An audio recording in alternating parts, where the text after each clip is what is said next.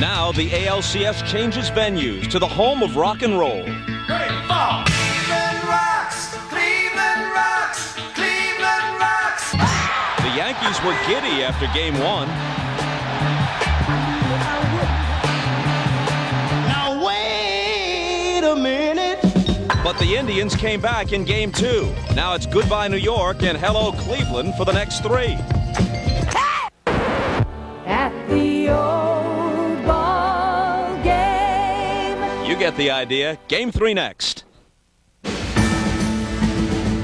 This is the Sun America NBC pregame show. The 1998 American League Championship Series. Tonight, it's Game 3. The New York Yankees versus the Cleveland Indians.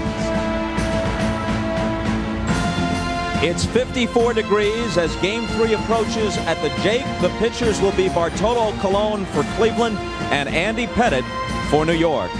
Temperatures are expected to fall into the mid-40s by game's end.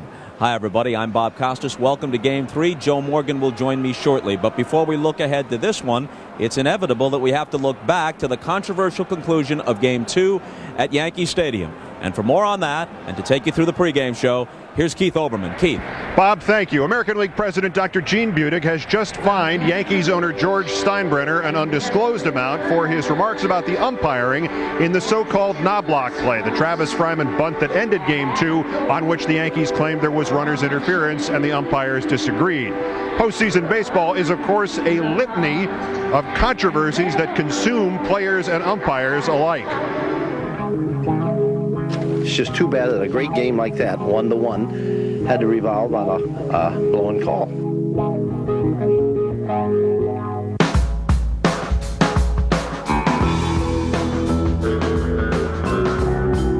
Throw to second. High. By Carl Smith over to third. Safe. We are going to have that in second. We're going to have an argument. They may reverse this decision. Let Doctor arguing.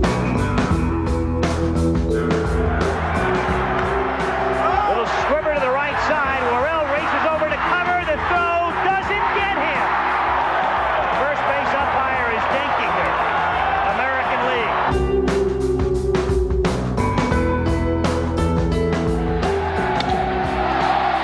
In right field, Tarasco going back to the track, to the wall. And what happens here? He contends that a fan reaches up and touches it. He's right. He's right. Fryman squares the bunt and gets it down nicely. Martinez with the flip to first. Safe. Like a bad dream. That wasn't my intentions to freeze like that. You're taught to react, and I just didn't react for some reason. I didn't go get the ball. Fryman right now in that position, he is out. You hate to see two good teams in postseason play and have a call that was obvious in my mind affect the game a great deal.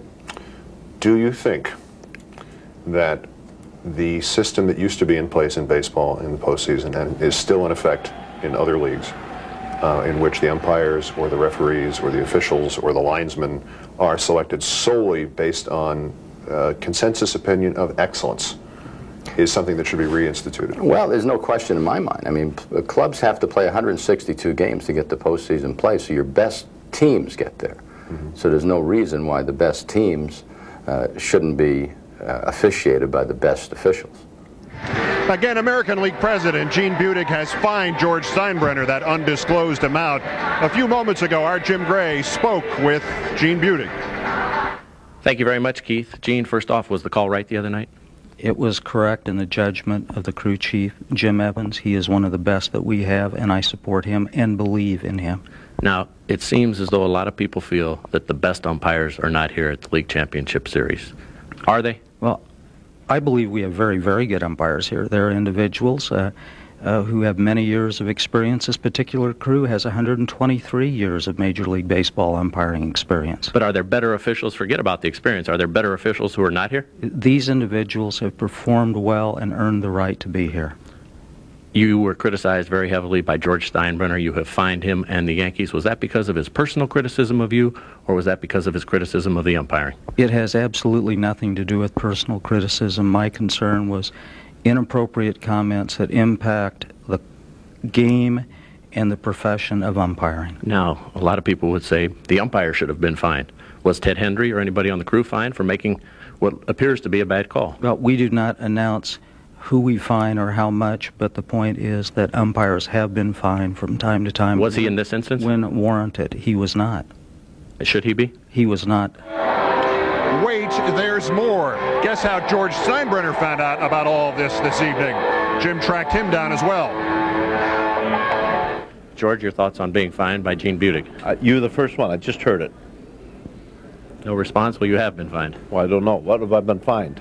For your comments regarding the umpiring after the game the other night. And taking the umpires and putting them under the commissioner's office instead of having them under the league president? Is that what you mean? And I think for saying that you did not agree with the call. Oh. Well, he has to do what he has to do. Your thoughts on the call still the same? What did he fine me? How much? He won't disclose that. Well, then I can't have a comment. This is the first I knew about it. But he has that right, doesn't he? Are you upset by the fact that he has, now that you're alerted to it? Quick question. No. Thank you, George. Okay. And this may not be over yet. We've also learned that the comments of manager Joe Torre and several of the Yankee players are still under review by AL President Budig. Under review, Bob and Joe, an ironic phrase to say the least in connection with an officiating controversy. Upstairs to you now. Ironic, yes. Thank you, Keith. Well, Joe Morgan, as Keith mentioned, has joined us. You've had a couple of days now to think about it. Well, I haven't changed my mind. I thought they had to play right. It could have gone either way. It was a close play, but I thought they had it correct. Now watch, Tino Martinez is late coming to get the ball. If he would pick the ball up and try to make a throw now, there's no doubt that Fryman would interfere with him right here. He would be interfering. But you see, Knobloch is also late getting to first base. Now, if he throws the ball to Knobloch, then there's no problem. He threw the ball inside. That ball hit him, but look where his foot is. His foot is on the bag by the time the ball makes contact with him. So there was really no interference as far as I'm concerned. They botched the play. In fact, Ted Hendry told Jim Gray, we didn't have time to show it to you, but Ted Hendry told Jim before the game that they reviewed, all the umpires reviewed this specific situation back in February, and they resolved that if the ball strikes the runner or if the play reaches the base with the runner in the sort of position that Fryman was in, that no interference would be called. Hendry said, just as you did, that if the throw had been delivered, whether it struck Fryman or simply whether it made it more difficult for Knobloch to catch it, if it had been delivered earlier, before Fryman got to the bag, then it would have been different. Then interference might have been called. It's Cologne against Pettitte. We turn our attentions to Game 3. Back to the Jake after this. This is the Sun America NBC pregame show. Sun America, the retirement specialist.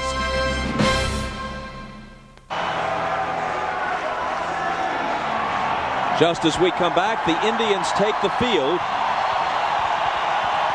The umpires, meanwhile, pose for pictures, arrayed behind home plate before fanning out to their respective positions. They're as much in the news this week as the players, Joe.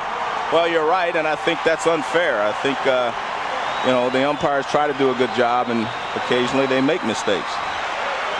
I think it's certainly unfair to say that the call was wrong in Game 2. Yeah. It is possible to say that it could have been interpreted either way, but to me it is not clear-cut that the call was wrong. No, I really do not think the call was wrong. It was a close play at the plate, but I do not think it was wrong. The way Hendry interpreted it, and that's the way I felt on Wednesday night. I said, he is interpreting this as there is no interference that was, caused by the runner. Hendry in the middle of it, not just because of that call, but because of his interpretation of the strike zone throughout the game. Here's the lineup that the Yankees put together against Bartolo Colon. Knobloch, Jeter, and O'Neill. Williams is still the cleanup man. In this series, he's come alive a bit. Didn't do anything at all against Texas in the division series.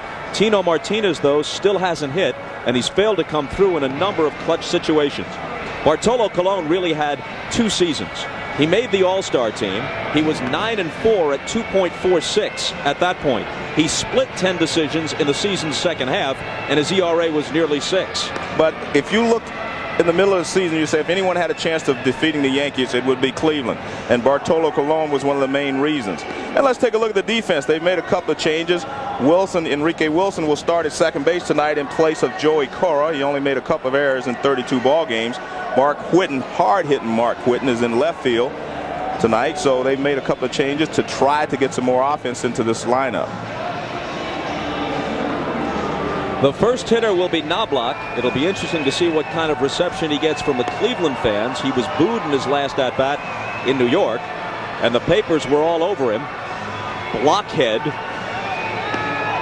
was the headline in both New York tabloids, the Post and the Daily News.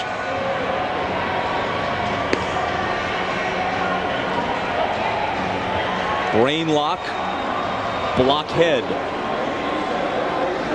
Rough in New York, isn't it? Well, if the Yankees win this series, then that gaffe is just a footnote. But if they lose it as heavy favorites and fail to make the World Series, then he goes down in baseball infamy along with Bonehead Merkel and Mickey Owens with the drop third strike. An appreciative hand. Thanks, Chuck, says one placard here at the Jake. Well, Chuck Knobloch said the booing by the Yankee fans fired him up the other night, and he hit a line drive. It was scored as an error, so this should fire him up as well. The Cleveland Indians fan giving him a clap. Fred Merkel, Mickey Owen, Bill Buckner were all outstanding players. Best remembered, sadly, for one particular misplay. Knobloch is himself an outstanding player. Right now, many in New York find it difficult to remember that, and in fact, he had a subpar season for him. He's a .304 career hitter and hit just .265 this year. A year ago in Minnesota, he stole 62 bases. This year, he swiped 31. And a base hit on the game's second pitch. So Knobloch, who had been just 2 for 22 in the postseason prior to that at-bat, begins the game with a single. One thing to remember is Bartolo Colon will come right after these Yankee hitters. His fastball is his best pitch, and he has good movement on his fastball. He has a hard curveball and an occasional change. He had strike one, and here he comes right after him with another fastball. And his fastball is going to be the key, and the movement on his fastball. Yankees excited for their leadoff hitter. They know that it's important for Chuck to get off to a good start, and he's off to a good start in this ball game. And Colon is pretty easy to steal on, Bob, if you want to take off. Jeter stands in, Fryman in close at third, and Knobloch dives back. Nobody in the Yankee clubhouse, from the manager to the 25th man, had a critical word to say about Chuck Knobloch.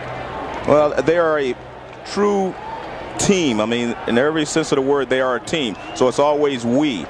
We lost the game. Jeter bunts out in front of the plate. Colon's play is to first. Sacrifice is successful. Knobloch in scoring position with one out.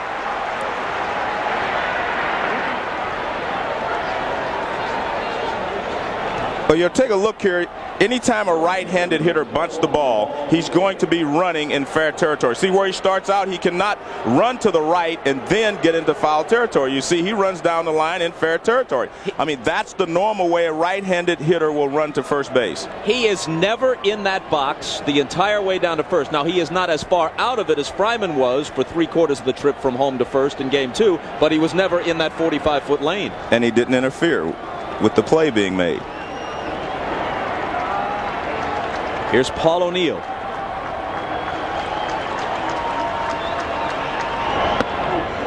Fastball up and in. Colon is consistently in the mid-90s and sometimes on a generous gun will hit triple digits.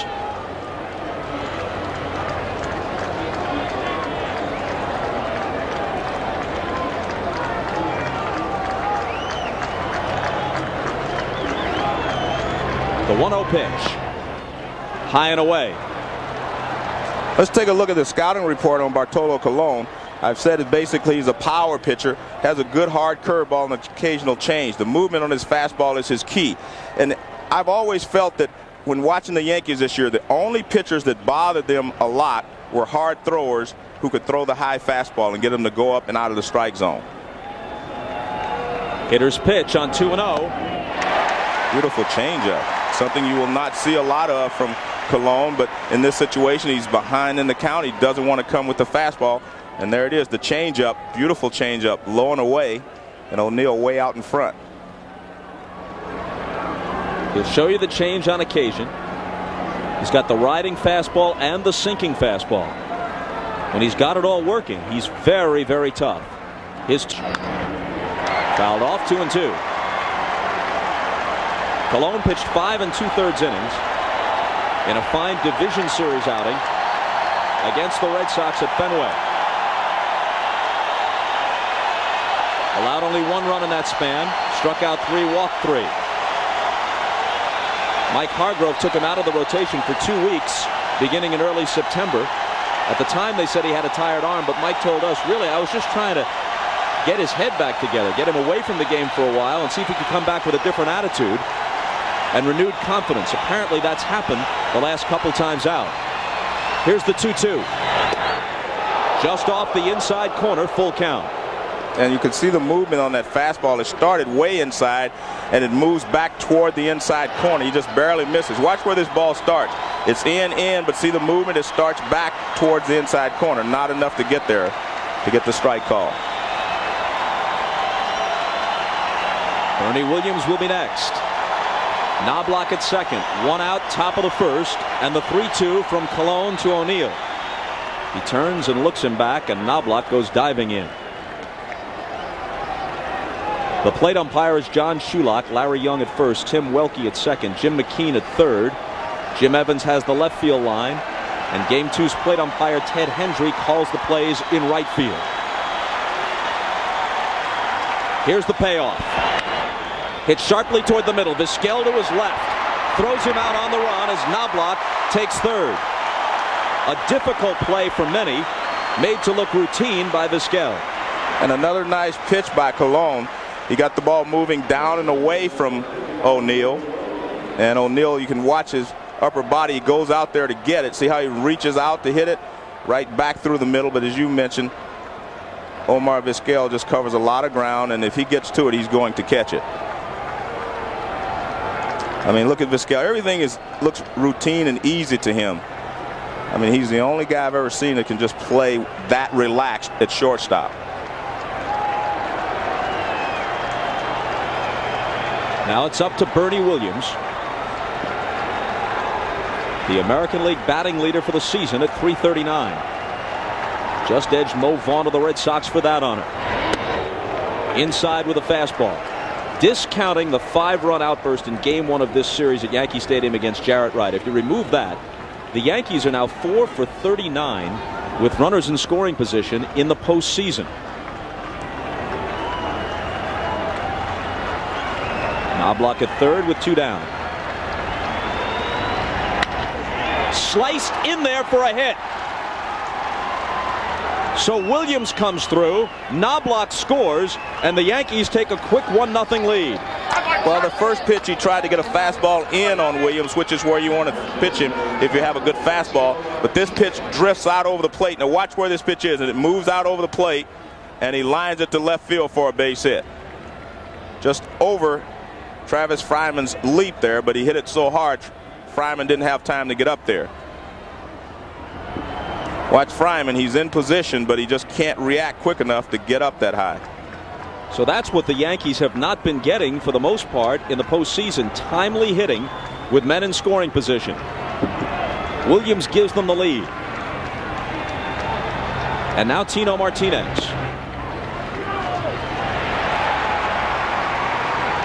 By the way, the scoring on that controversial play was changed after the game was over from sacrifice, error 3 being Martinez, to a hit for Fryman.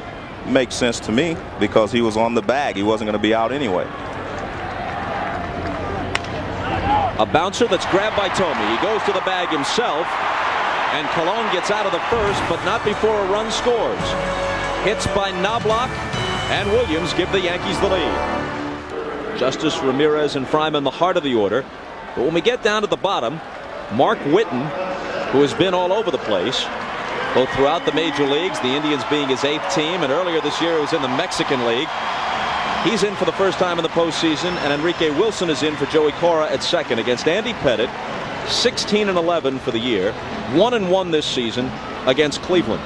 Well, he had been knocked around in his previous 7 starts, but he really pitched well in his last outing against Texas.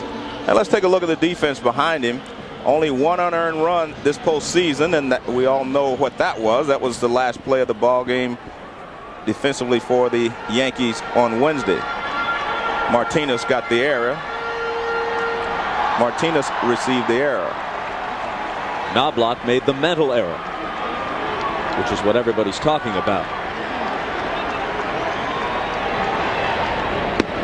Lofton bluffs a bunt and takes a ball. He was 0 for 9 in this series until he singled home 2 in the 12th inning, making a 2-1 Cleveland lead 4-1, and that became the game's final in Game 2. 1-1. You see what he did during the regular season. He hit the Yankees very well. 3 home runs. He's 1 for 10 in this series, but he's been actually swinging the bat well. He's hit some balls hard. This one is grounded to second. Knobloch takes care of Lofton. Good pitch by Pettitte, and that's his key pitch there. He threw him a little cut fastball, and you could see that Lofton kind of reached for it and hit the ground ball at second base. Fastball, curveball, and a change, but his cut fastball is his out pitch, but he must keep the ball down, and he did in that case. So as long as he keeps the ball down, he can have some success tonight. Vizquel hurt the Yankees a year ago in the division series, batting .500 at 9 for 18. Hasn't been so pesky in this series or in the postseason overall, just 3 for 24 in the playoffs. That's ball 1. I thought the key for Pettitte in his fine outing in the division series against Texas was that he was working the outside part of the plate rather than the inside against right-handed hitters, and he was getting his breaking stuff over. Yeah, well, he stayed away, which I find difficult for Texas not to adjust to what he was doing, but I've noticed the entire playoffs that a lot of the hitters are not adjusting well to what the pitchers are doing, and that's the reason we've had a lot of low-scoring ball games.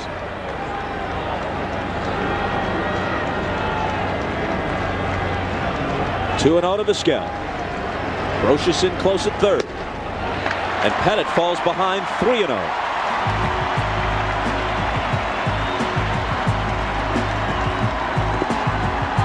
Two of those 3 postseason losses for Andy Pettitte were at the hands of the Indians in last year's division series, beaten twice by Jarrett Wright. A called strike, but how? Oh, I thought it was a strike. A delayed call from John Shulock, and now he sends Vizquel to first on the walk. Well, Pettitte fell behind early in the count to Vizquel, trying to throw him a turnover fastball, and all fastballs basically, but they're all up and out of the strike zone.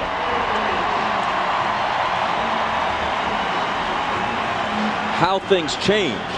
Last year, Pettitte lost twice to Wright in the playoffs.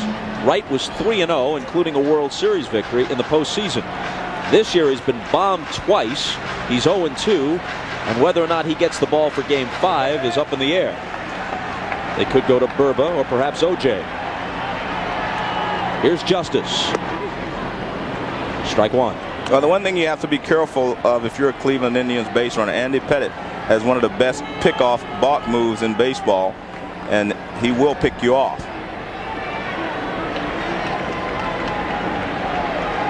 Vizquel had 37 steals this year, and Andy chases him back. Tonight's plate umpire, John Shulock, is like Joe Brinkman, a guy who takes his own sweet time about ball and strike calls.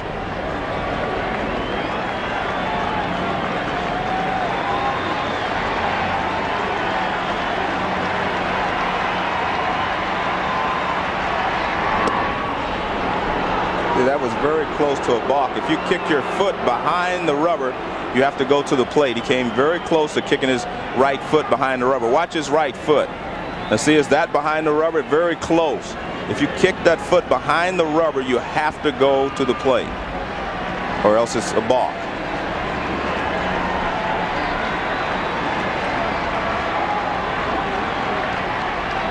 Now he comes home. And it's high to Justice. It almost goes without saying that the guys who have the best pickoff moves, Steve Carlton and others in the past, are the guys who come closest to balking. Yeah. Well, a left-hander with a good move will balk sometimes and get away with it.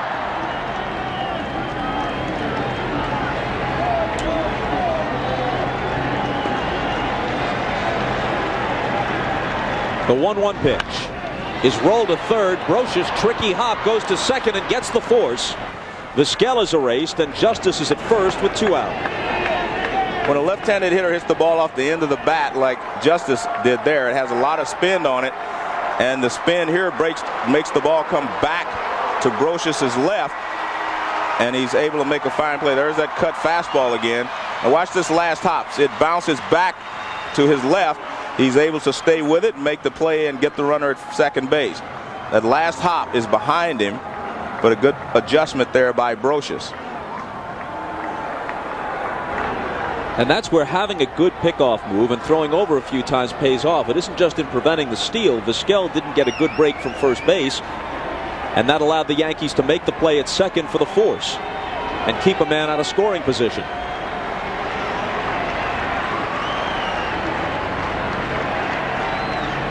Pettitte to Ramirez for ball 1. And so far in this ball game, Pettitte has kept the same pattern against these hitters that he kept against the right-handed hitters in Texas. He's basically staying away, and I think when he gets ahead in the count, then he will come off the plate inside with the cut fastball. But he has been staying away from most of these right-handed hitters so far.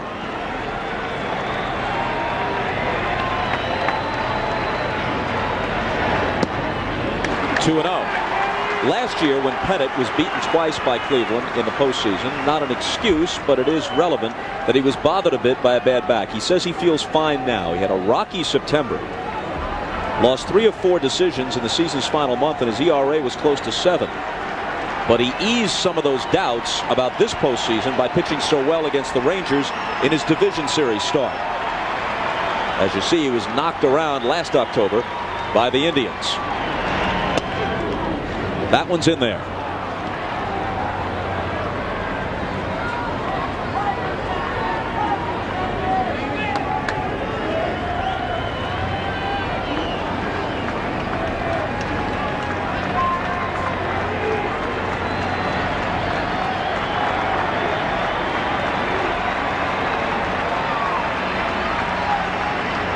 Justice has a very short lead.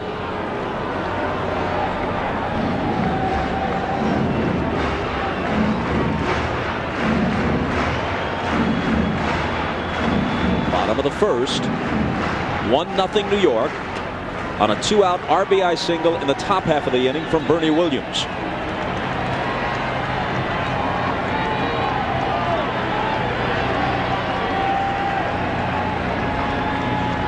And Pettitte steps off. Over the last 3 years, Andy Pettitte has 55 victories. That's the most of any pitcher in the American League, and second in the majors, and just barely second to John Smoltz of Atlanta, who's won 56 in that span. Andy was nearly the Cy Young Award winner in 1996, finished second to the Blue Jays' Pat Henkin. So at 16-11, this was actually an off year for him. Now the 2-1 pitch.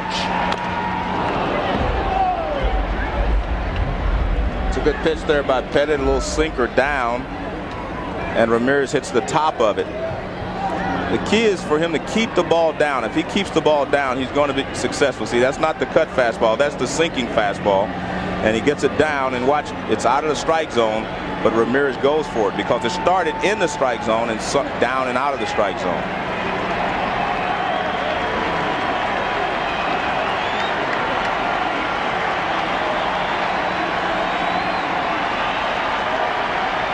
Pettitte working on Ramirez, who has 3 homers in this postseason and hit 45 for the regular season. And now Manny felt he had been made to wait long enough, and he steps out.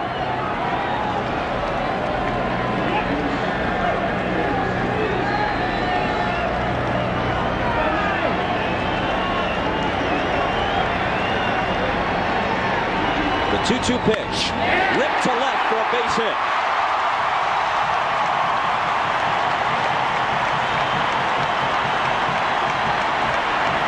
Justice stops at second. 2 on, 2 out for Fryman. Well, he tries to throw that cut fastball, but he leaves it out over the plate, and Ramirez just rips it into left field. I mean, this is a bullet. If he gets this ball up, Indians are ahead 2-1. But that was a cut fastball that he did not get inside.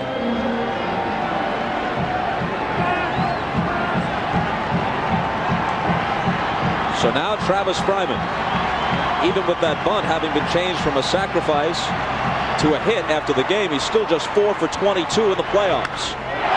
Hit hard to left, coming in is Spencer to take it. That ball was hit right on the nose, but in the wrong spot, and the Indians strand 2. This is brought to you by MasterCard, official card of Major League Baseball and fan of the great American pastime. By Century by Buick, a luxury car for everyone. And by Adidas. One of America's most enduring corporate images, the Goodyear blimp, is floating overhead, providing aerial views for tonight's game. In 1998, the Spirit of Akron is proud to be part of the 100th anniversary celebration of the Goodyear Tire and Rubber Company. On to the second in Game 3. Chili Davis is the DH tonight. Colon throws that one by him. And that's the spot to pitch Chili Davis if you have a good fastball, but you better have a good one. You better not mix too many pitches up there in the off-speed variety.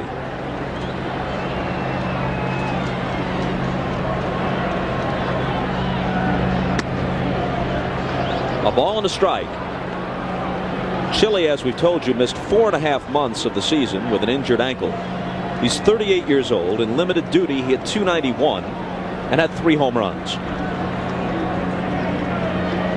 He's had 1 at-bat in this series and had a single. That's in the seats, 1 and 2. Tim Raines has been doing a lot of the DHing. Gives way to Davis tonight after striking out 3 times in Game 2 and failing to sacrifice in an important situation.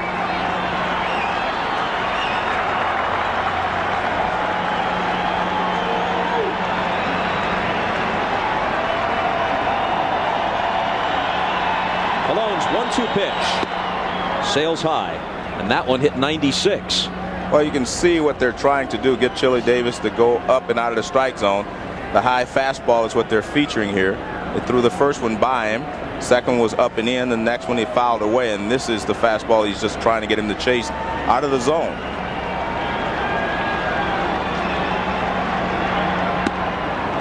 And the count runs full. Chili's a very smart hitter, and he knows his weakness is the high fastball, and he will lay off of it most of the time.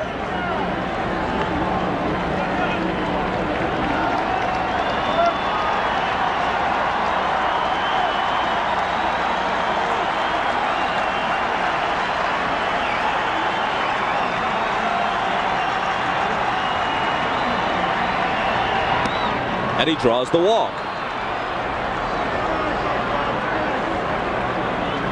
First pitch is a fastball that Chili Davis swings and misses, and then they try to come back with the high fastball in. He takes it. Another high fastball, he fouls away. Another one, they can't get him to chase it. These are just too high for him to chase. You need to get it down about another foot. You may have something going for yourself, but too high with the last 3 fastballs.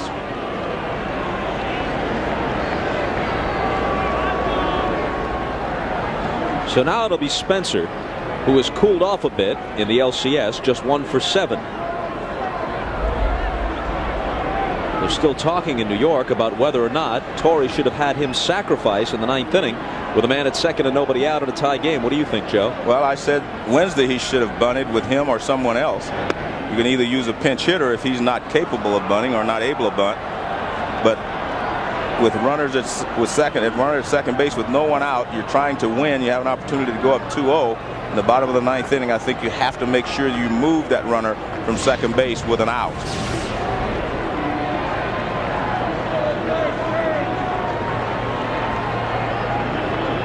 Colon's 1-0 pitch is up and in. Nope, you know what? You got to wait for Shulock. Shulock and Brinkman are the slow motion umpires of the major leagues. I thought that pitch was a good pitch. It looked like it was right there. And it had good movement on it from Cologne. 2-1. In addition to the numbers you saw a moment ago for Spencer in the division series against Texas when he hit 2 home runs, in the last 9 games in which he played in the regular season, he hit 7 home runs, and 3 of them were grand slams.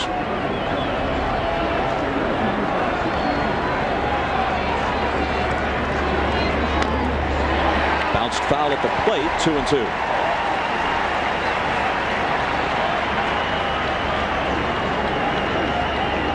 At Granite Hills High School in El Cajon, California, near San Diego, Shane Spencer was the center fielder, and the left fielder was Brian Giles, who's now with the Indians.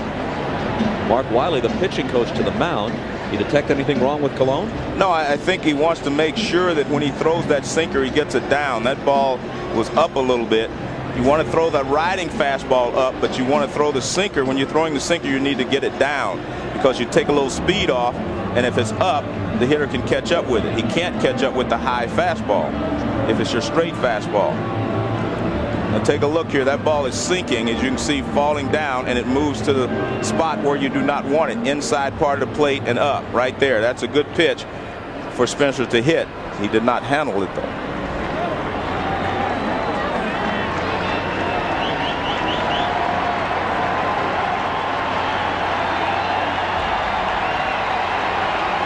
The 2-2 is cut on and missed. So we may be seeing a reality check for Shane Spencer. Well, when you face big league pitchers and some who are overpowering as Cologne is, you're going to have to make some adjustments. You're going to show some of your weaknesses. This is just a fastball that he decides, I'm going to throw this one by him. This is a straight fastball. This is not a sinking fastball. He just throws it right by him, and you can see Spencer late on that pitch. And one of the reasons he can get away with that in the middle of the plate is because Spencer has to wait just a little longer to make sure he doesn't throw him a breaking ball. And that straight fastball got right on top of him. Here's Brocious. Called strike 1.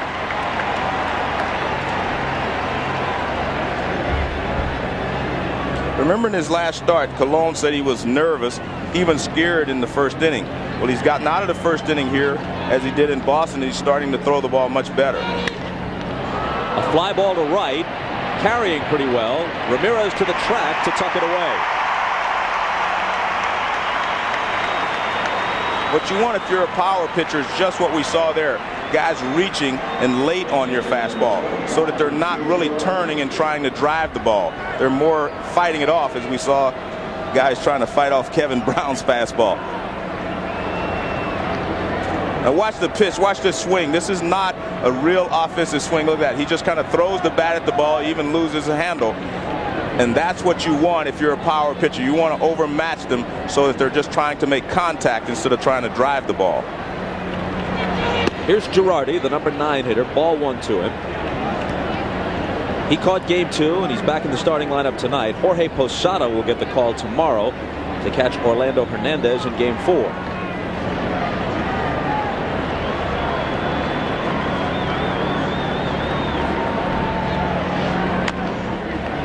A bouncer that's foul. In fact, Joe Torre told us, as we look at a comparison between the production of Posada and Girardi, batting average is pretty close, but Posada has much more power, and he's hit a home run in this postseason. Torre told us that even if the Yankees should lose tonight, El Duque, Orlando Hernandez, is his starter for game 4. He would not go back to David Wells early. Wells in game 5, Cone in game 6 if there is a game 6, and that means tonight's starter, Andy Pettitte, would pitch the 7th game if it goes that far. Well, he pitched the 7th game last year against Cleveland. 5th game. 5th game, I'm sorry. It was only going 5 last year in the division series. 2 balls and a strike. You mentioned that Cologne said he had a little bit of anxiety before his division series start against the Red Sox. In fact, he said, I was scared. Hargrove said if he was scared and pitched that well at Fenway Park, I hope he's petrified tonight. A line drive into center field for a base hit. 2 on with 2 out.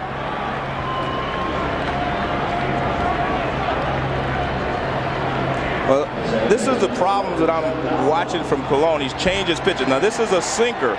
This is not that straight. See the rotation? This is a sinker. So the sinker doesn't get there as quickly as the regular fastball does. And he makes a mistake and gets it on the inside part of the plate. Now, he can get away with that if that's his straight fastball and it gets there about 3 inches quicker or 4 inches. So he's got to decide if he's going to come inside, you have to come in with the straight fastball. You cannot leave that sinker over the inside part of the plate like that. Knobloch opened the game with a hit and came home on an RBI single from Bernie Williams. A chance to add to the Yankee lead as he takes ball one. He's a wiry, tough Texan who has a certain belligerence in his style of play. And perhaps it was in character that at first he didn't want to acknowledge that he had messed the whole play up in the 12th inning in game 2. But then after thinking about it for a while, he had no choice but to say, hey, obviously I screwed it up. As he put it, I screwed up. I'm sorry. It won't happen again. And you need to be tough if you're going to bounce back from that type of mistake, Bob. You cannot bounce back if you're a little timid. You have to be aggressive. You have to want to play. You have to want to be in this situation. The 1-0 pitch. Beautiful fastball over the outside corner. I think you folks at home are kind of getting the idea. You just wait for Shulock. He's a deliberate man. 19 pitches for Colon this inning. But remember now, he's a guy that uses a high pitch count. Even when he pitches shutouts, he throws a lot of pitches. And he likes to throw a lot of pitches. He feels like the longer he goes and the more pitches he throws, the better his control becomes and the more movement he gets on his fastball. He's just 23 years old. In his second year in the big leagues, he has a chance to be a big star. He was an all-star this year, and in fact was the winning pitcher in the all-star game at Coors Field. He was the pitcher of record when the American League took the lead for keeps. 2-1.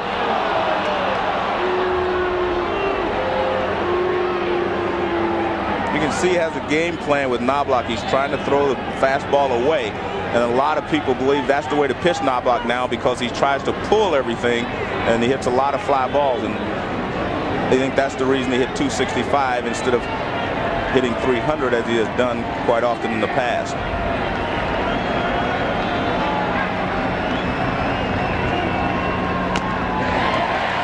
Foul back, 2-2.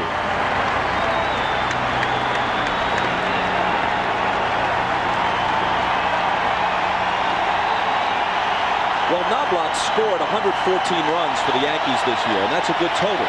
But considering the kind of team the Yankees had, to put it in perspective, he scored 117 a year ago for Minnesota and 140 the year before that. So it's clear that he was a much better player, both as a hitter and on the bases in terms of his steals for Minnesota than he has been in his 1 year in New York. If he had anything like the years that he'd had with the Twins at the top of this Yankee order, he would have had monster numbers.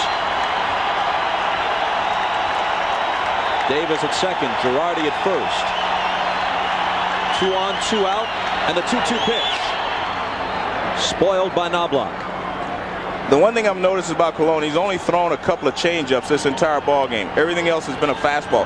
He has a good hard curveball that I'm surprised he doesn't use sometimes against these right-handed hitter. You see the fastball low and away, spoiled by Knobloch. You can see Knobloch doing a good job. With 2 strikes, you have to protect the plate and just foul it off and hope you get a better pitch to hit on the next pitch.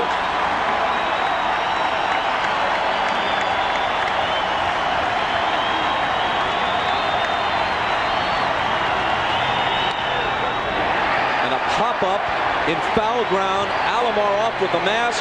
Sandy squeezes it, and the Yankees strand 2. To the bottom of the second. Still 1-0 New York. What are you doing? That's not what you're doing. Keep fighting. That's it. Man, it's all right. I missed that. You get it. It's all right. It's all right. Well, he said, how did I miss that pitch? I'll tell you how, because he'd thrown you 2 or 3 pitches low and away, and this one runs up and in. You're leaning out over the plate trying to get something. The ball comes up and in. All you can do is get underneath it. Couldn't get the barrel of the bat out front. So it was actually a good pitch there by Colon.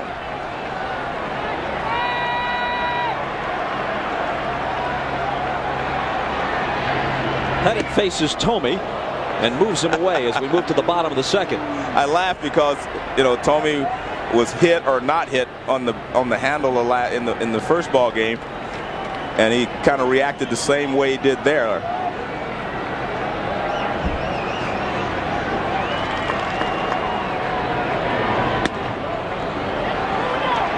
Two and 0.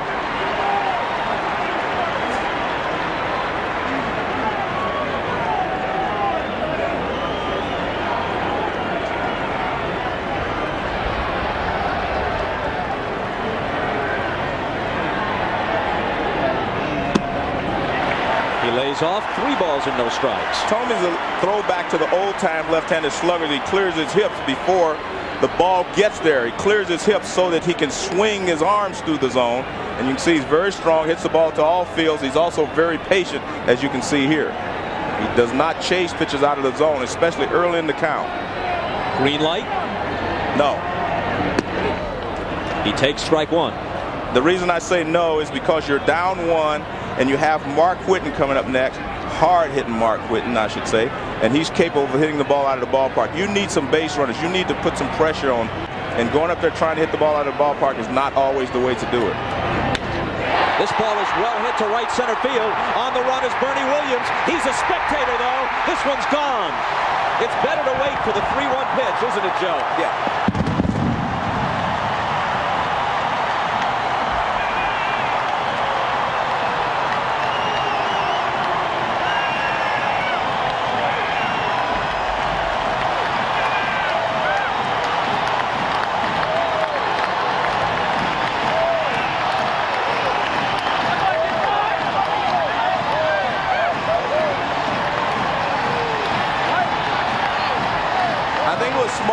Hargrove to make him take 3-0. He had not seen a fastball. All the other pitches were breaking pitches. He saw a fastball, and now he sees another fastball, and he drives it over the right center field wall for a home run. A ball to it. This is the Bernie Williams chasing it, and right about now he knows we're tied at 1. Only Thome's 4th hit of the postseason, but 3 of them are home runs.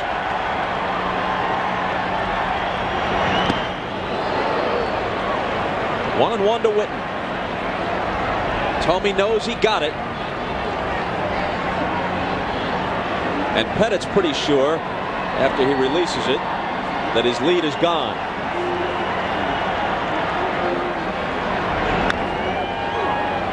Whitten taps it foul, 1-2. Whitten was with the Yankees for part of 1997. This is his 2nd stop in Cleveland. He's been with 8 different major league teams and actually began this year in the Mexican League.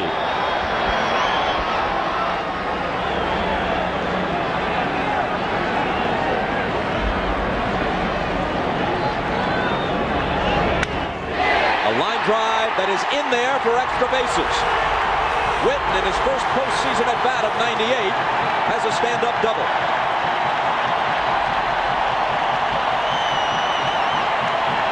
Did a great job when the Indians picked him up, and he really contributed a lot to their offense. Here's that cut fastball, and he doesn't get it inside enough, and Whitten just lays the lumber on. Look at that fastball in. It was a cut fastball, but he just didn't get it inside enough, and Whitten gets the barrel out front, and he has a double.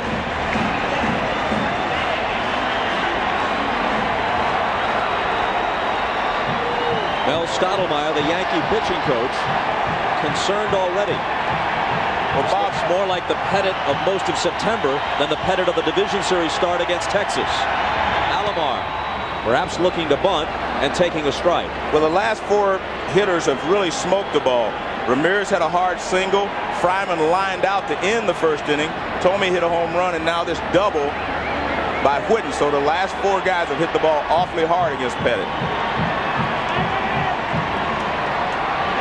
No bunt this time.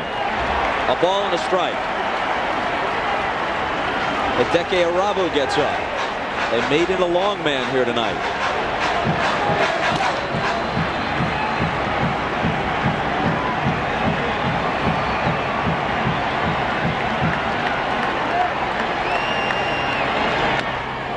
pitch is nubbed foul.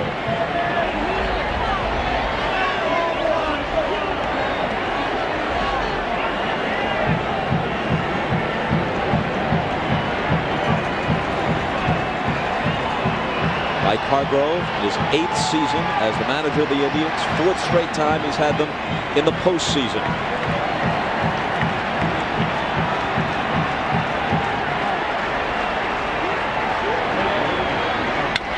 A bouncing ball. He did his job. Knobloch throws him out, and to third with 1 out is Mark Whitten. Nice piece of hitting by Sandy. Well, a great job by Sandy, but Pettitte throws the fastball up and away. This pitch is up, so Sandy does a good job of just grounding it to the right side. And watch where the pitch ends up. That pitch is up and away, and all Sandy could do is hit it to the right side. But he does a good job with 2 strikes of moving the runner along. Now watch where this pitch is. Up and away, and he just reaches out and grounds it to the right side. That's giving yourself up, which is a good job there by Sandy Alomar Jr. They're going to play the infield in. With Enrique Wilson, the young second baseman, at the plate. And that's ball 1. Wilson, as you see, is 3 for 4 against Pettitte, including a Yankee Stadium grand slam earlier this year. He had only 90 at-bats in the big leagues, spent most of the year at Buffalo, their AAA team. In instead of Cora at second base tonight. Bouncer over Pettitte, through the thrown-in infield, RBI hit, 2-1 Cleveland.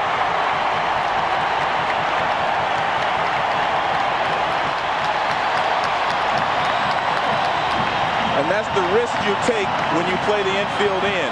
The infielders do not have a lot of range, but it's usually risk versus reward. The reward would have been that you could not have scored the runner, but since they're playing in, a little chopper over the mound, it goes through for a base hit. This ball would have been caught by Jeter if he's back at his normal position, but because the infield is in, he cannot get there in time. Good diving attempt there by Jeter, but just out of his reach.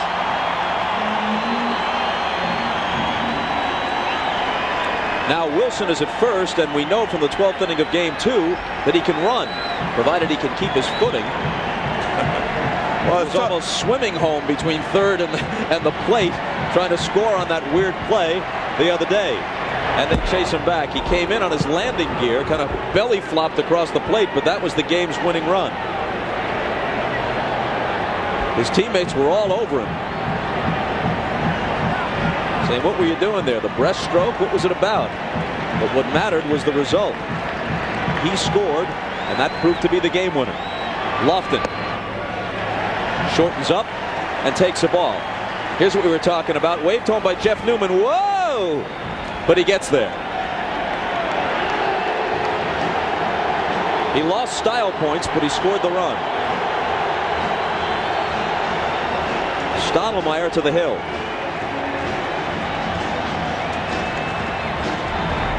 One thing you have to notice is that Joe Torre played the infield in here in the second inning, and I think it's because he does not have as much confidence in his offense as he's had, during the regular season. Because a lot of times in that situation, you'll play the infield back to stay out of the big inning if you're on the road.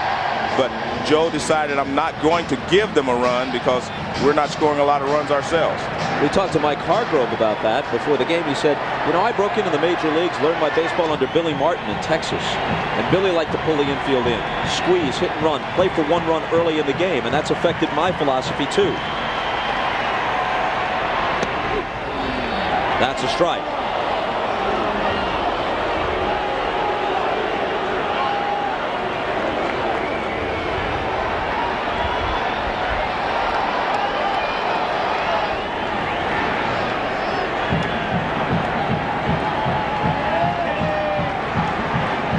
Home in the Cleveland second. Wilson at first with 1 out and Chase back. He stole 2 bases in his limited big league duty this year, but he was caught 4 times. There's a difference between being a fast runner and being a good base stealer.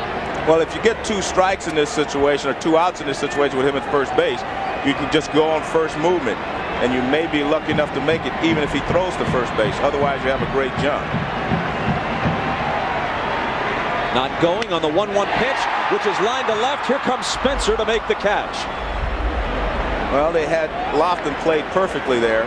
I mean, that was a line drive. I mean, these guys are hitting the ball hard. The only ball that hasn't been hard the entire inning was the one that Alomar and Wilson hit. Good piece of hitting here by Kenny Lofton. You see, he hits it right down the line, but watch where they're playing him. I mean, this ball's curving away from Spencer, but he's right there coming in and makes the catch. Lofton has hit in some tough luck in this series. Hit the ball hard consistently well in this entire series. Not a lot to show for it. Vizquel whacks one to left, and that drops for a hit. They're teeing off on Pettitte.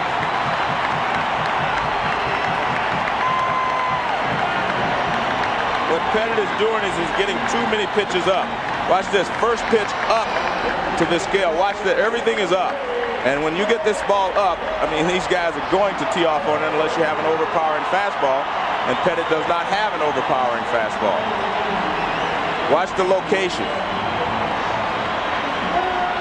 Up and out over the plate, and Vizquel just reaches out and rips it to left field for a base hit. Now Justice, who grounded to third in his first at-bat.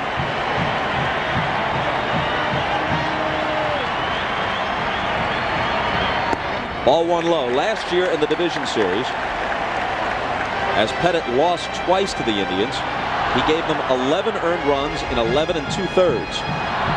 They've scored twice on him here in 1 2/3, and they have 2 on with 2 out looking for more.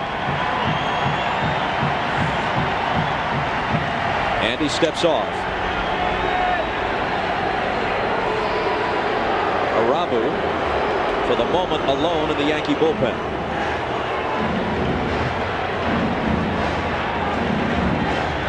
Arabu hasn't worked in almost 2 weeks. Tomorrow's starter, Orlando Hernandez, will not have touched the ball in a big league game, either as a starter or reliever, in 15 days when they ask him to pitch in Game 4. If they should lose tonight and fall behind 2-1, this will be a very uncomfortable Yankee team coming back to the Jake for Game 4. Big cut and a miss by Justice. With all the talk about the great season the Yankees have had, and it's well-deserved talk, 114 victories, 25 games better than the Indians, it's easy to forget that the Cleveland Indians are the defending American League champion. The team that came within a pitch or so of winning the World Series a year ago. The team that's won 2 of the last 3 American League pennants. 2-1.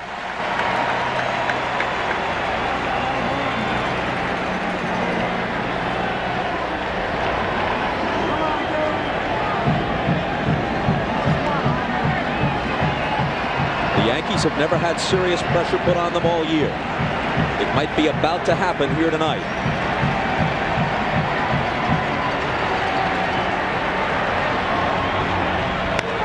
A roll to third. Brocious has it, and he tags Witten out to end the inning.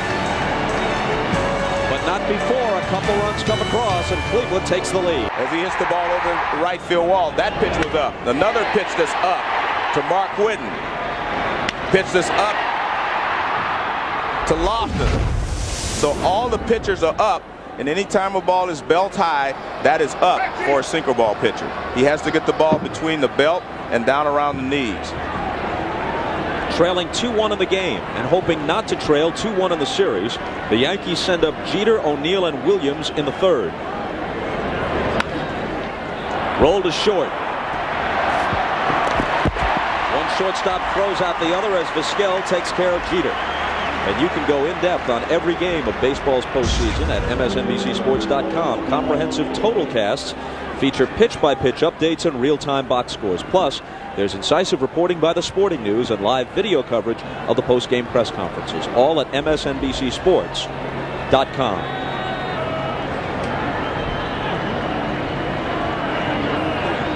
O'Neill was thrown out on a good play by Vizquel in the first. Called strike to Paul.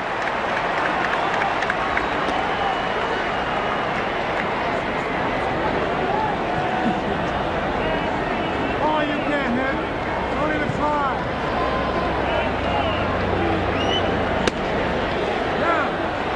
Well, Paul O'Neill is one of the most underrated hitters in all of baseball.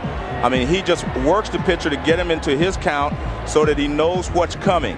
That doesn't mean he always gets a fastball to hit, but he always knows exactly what's coming and he knows what he wants to do with it. 2-1. He grew up in Columbus, Ohio, which means he could have been an Indian fan. He could have been a Cincinnati Red fan. Joe, you'll be happy to learn that Paul says, look, when I was a kid, the Big Red Machine was in its heyday, and Joe Morgan was my favorite player. He never told me that. But I mean, if you have a choice between those two teams as your... Especially then. Yes. Maybe not now. Those were dark days for the Indians. Slice foul. But maybe not now. The Indians are on top of the Reds at this point. Then, of course, O'Neill was signed by the Reds. And although he was a good player in the National League, he was only around a .260 hitter. It was after he came to the Yankees 5 or 6 years ago that he blossomed and became a consistent .300 hitter. I've always felt that you gain a lot of experience. It takes you 5 or 6 years in the major leagues to really know your strengths and your weaknesses before you become a good hitter. They check at third base, but he didn't go around, and the count is full. It's easy to say that I'm a good fastball hitter, but you have to know that you can't handle a fastball in certain areas like up. Most left-handed hitters like the ball down. So if you're a left-handed hitter, until you learn to lay off the pitch up, you're really not going to be a good hitter. And I think that's what Paul O'Neill has learned, to stay within his zone. And he draws a walk to bring up Bernie Williams.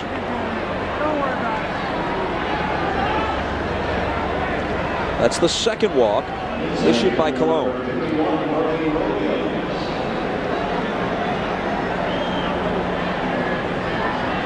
Williams drove home the Yankee run with an opposite field single. A 2-out hit it was in the first. Well, the first time up, they were trying to throw him fastballs in. Then they got a pitch out over the plate. He lined to left field. I think we'll see how they want to pitch him here on this first pitch. And Bernie Williams will know as well. He bounces it to Vizquel, steps on the bag, completes the double play with the toss to Tomey. He's so beautiful to watch work.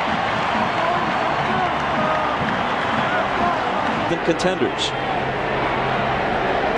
They've sold out almost 300 consecutive dates here. That is the best pitch that Andy Pettitte has thrown in about 2 innings there, since about first hitter of the ball game. That was a fastball. Look at the location, and it is down. This is what he's trying to do. Sinker down and away from these right-handed hitters.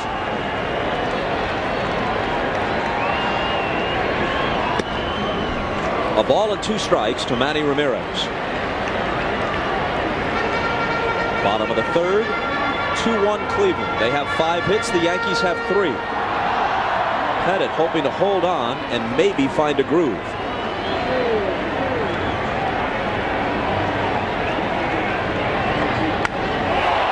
That ball is rocked to left, but foul.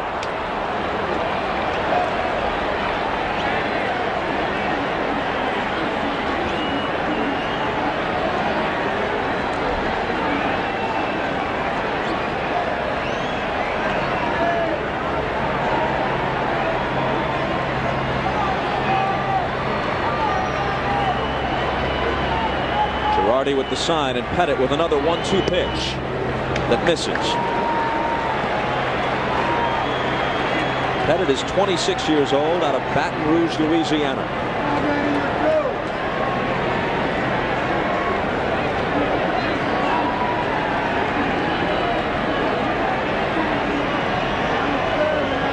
Next one to Manny.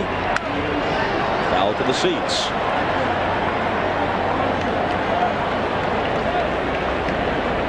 Pettitte was so consistent against the Texas Rangers in keeping the ball away from the right-handed hitters and down. And today he'll make 1 good pitch, as we showed you here against Ramirez, and then he makes 2 pitches that are up a little bit. He is fortunate that Ramirez has fouled them off.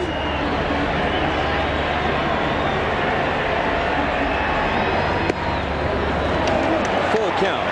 We talked about the revenues that the Indians generate at Jacobs Field. Their payroll is around $58 million. The Yankees in the vicinity of $63 to $64 million. None of the 8 teams that made the playoffs in the major leagues this year had a payroll of less than $47 million. 3-2 pitches, tap foul, and even more tellingly, no team with a payroll under $44 million even had a .500 record this year. There were 14 teams in the major leagues whose payrolls were beneath $44 million. They all had losing records. It used to be that if you were resourceful enough and got lucky, even in a small market, you could win. That's not true anymore. And despite all the great things that have happened in baseball this year, until that economic disparity is addressed, the game won't be completely healthy. Another 3-2 pitch and another foul ball. Good pitch there by Andy Pettitte. As I tell you, anytime you can keep the hitter off balance, you're doing your job. And you can see Ramirez just kind of reaches out and pokes at this pitch. Watch, a good pitch just on or just off the plate outside, but Ramirez has to cut down and go the other way. This is the 10th pitch of Ramirez's at bat. And finally, he strolls to first. And Sunday on NBC. Sometimes getting away with murder is worse than getting caught. Dostoevsky's timeless classic comes to NBC, Crime and Punishment, Sunday. Fyodor Dostoevsky's Crime and Punishment comes to NBC Sunday night. If he was a ball player, undoubtedly he'd be called Dusty. But in the world of literature, you stick with Fyodor. Here's Fryman. Taking the ball. He lined hard to left his first time up.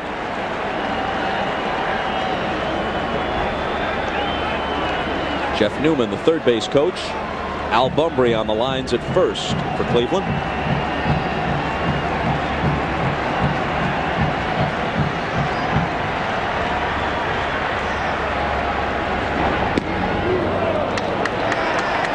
Off-speed pitch missed, 2-0. Bob, one thing that was overlooked in the ball game the other day, as we take a look at this high hanging curveball, that's a ball. But Fryman was able to bunt, knew how to bunt, had practiced his bunting before the series started, and Mike Hargrove knew he could bunt. That was important. Because Joe Torre said he wasn't sure that Shane Spencer could bunt when he had the winning run at second base with no one out in the 9th inning.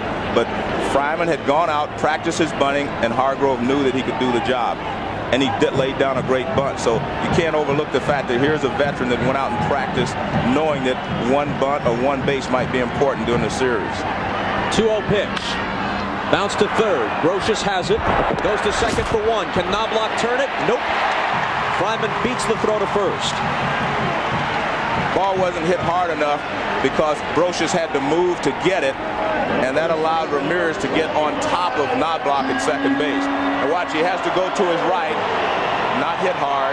He makes an accurate throw to second base. Knobloch waits for it and then makes the throw to second base. Brocious with the nice throw, but you see Ramirez putting pressure on Knobloch, and that allowed Fryman to beat it out. Tomey hit a 3-1 pitch out of here his first time up. This one is skied to shallow left. Spencer comes in and has it. Smart pitch there by Pettitte because he hit a fastball for a home run last time up after missing with 3 breaking balls. So what does he do? He starts him off with a fastball, and Tomey's a little late on it. He was early on the one that he was ahead of the count in. He is behind. First pitch fastball, and he's late on it. So good pitch there. Guy hit a home run on a fastball. He's not looking for a fastball. You throw it to him again, and you can see he's late. Witten doubled in his only trip. Whacks this one to right, but it's right at O'Neill. No runs, no hits, a walk, and a man is left. We played 3, and Cleveland leads it 2-1. Joe, take a look at that. Yeah. This tells you about Tino Martinez's troubles in the postseason about as vividly as anything could. He's been tremendous during the regular season, every year with the Yankees, and in the postseason, he's disappeared. Grounded out his first time. He had the big series against the Yankees in 1995 while with Seattle. But ever since, following the trade to New York, just about zip. 1-1 to him. Well, one of the reasons I think, Bob, in watching him is that he has been swinging a lot of pitches out of the strike zone. And when he's been able to get a pitch in the strike zone, he's popped it up. 2-1 the count. He admitted after game 2 that he is pressing a little bit, that he's out of his natural rhythm.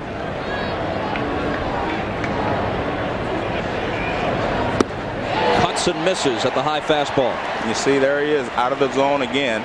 He struck out 2 or 3 times in this series on balls that bounced to the plate. Now he goes up and out of the strike zone. I mean, I don't know anyone that could hit that pitch right there. That pitch is up and out of the strike zone at about 95 miles an hour. This is only early in game 3, and Tino has already left 12 men on base in this series. He's the leadoff man here in the 4th. And the count goes full.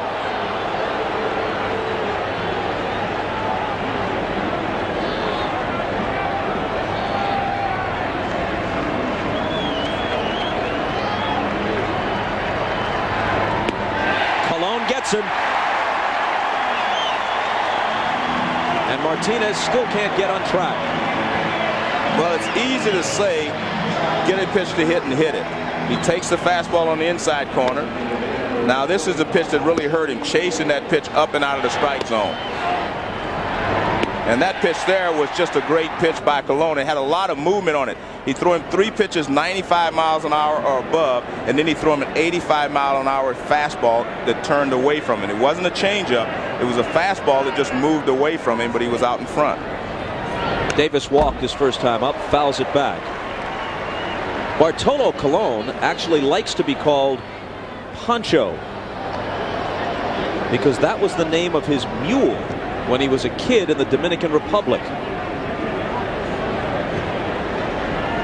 There are other things you could be called if you were named after your mule, but luckily this mule was named Pancho.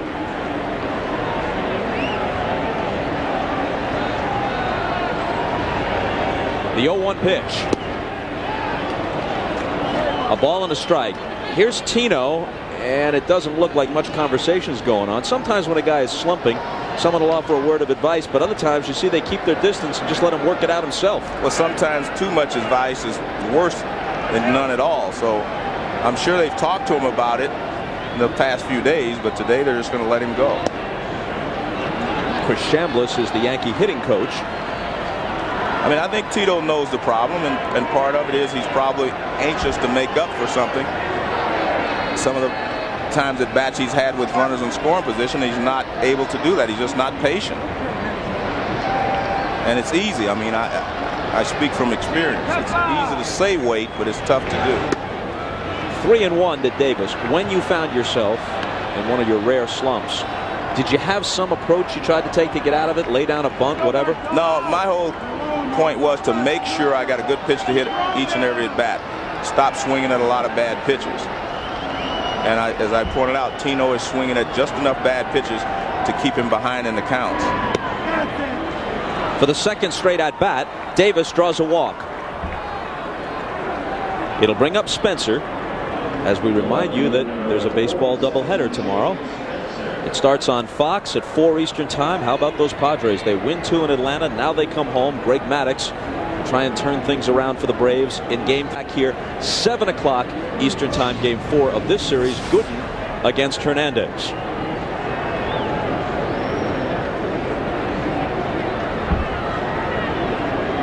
Shane Spencer struck out swinging back in the second.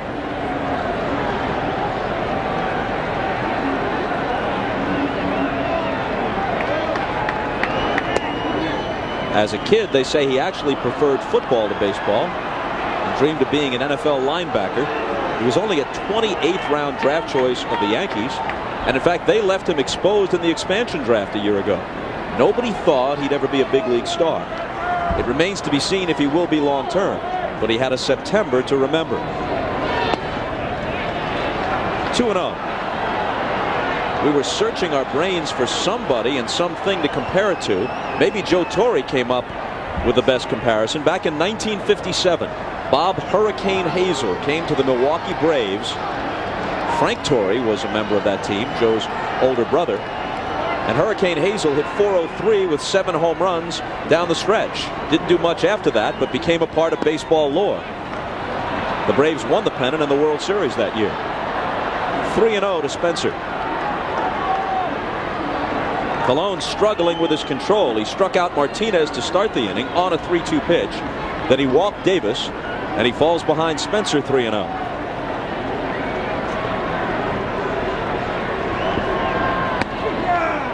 That's a strike.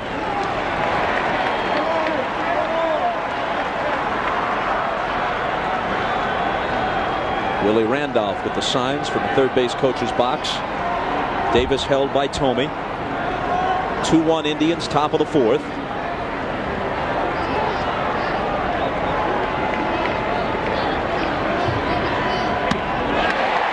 Three and 2. It's easy to say you do not chase this pitcher, but you only have fractions of a second to decide whether you're going to swing at this fastball because he's throwing it 95 miles an hour. This pitch is definitely up and out of the strike zone, but you just do not have enough time to decide whether you're going to swing at it or not.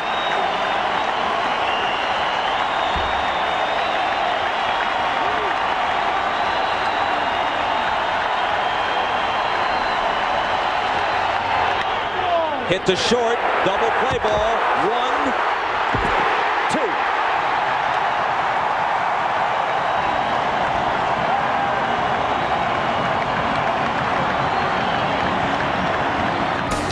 Another look at the packed house at the Jake as Pettitte works to Alomar. Strike one as we move to the bottom half of the 4th. We mentioned that Cleveland drew $3.5 million this year. In 1954, when they had their historic team that went 111 and 43, what do you think they drew in 1954? As Alomar bounces one to the left side, it comes up for Jeter. He has time and throws Sandy out. $1.5 million. You're pretty close. $1.3 million. Now they had drawn over $2 million in 1948 and 49. Right after the war, there was a boom in baseball attendance, but just $1.3 million with a great team in 54. $3.5 million this year. The Yankees drew just a shade under $3 million this year. What do you think they drew in 1961, the year of Maris and Mantle, and a pennant and world championship? I would say $1.2 million. $1.7 million. Oh, okay. So 500,000 off. The point being that you can't prove that baseball has fallen in popularity by the attendance figures. In fact, it's the other way around. Enrique Wilson. The average team now draws more than the average pennant winner of a generation or 2 generations ago.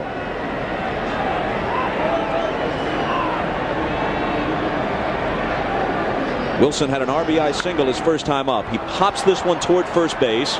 Tino Martinez drifts into foul ground and makes the catch. This weekend, the PGA Tour returns to NBC with the Michelob Championship at Kings Mill in Williamsburg, Virginia. After the second round, defending champion David Duval is in the lead at 10 under par, shooting a 467 today. Haynes Stewart also carded a 67. He stays in contention. That's the Michelob Championship at Kings Mill. Coverage begins tomorrow at 3 Eastern on NBC.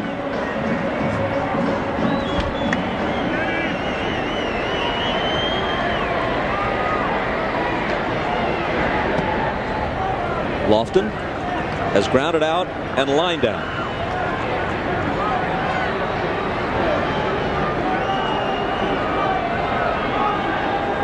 Making him just 1 for 12 in the series. He drops a bunt, but it's foul. He deadened it pretty well, but it spun foul on him.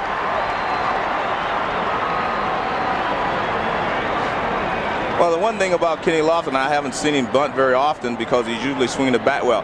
He's been hitting a lot of balls hard and not getting anything for it, so he decides, hey, I'm going to drop down a bunt to see if I can change my luck.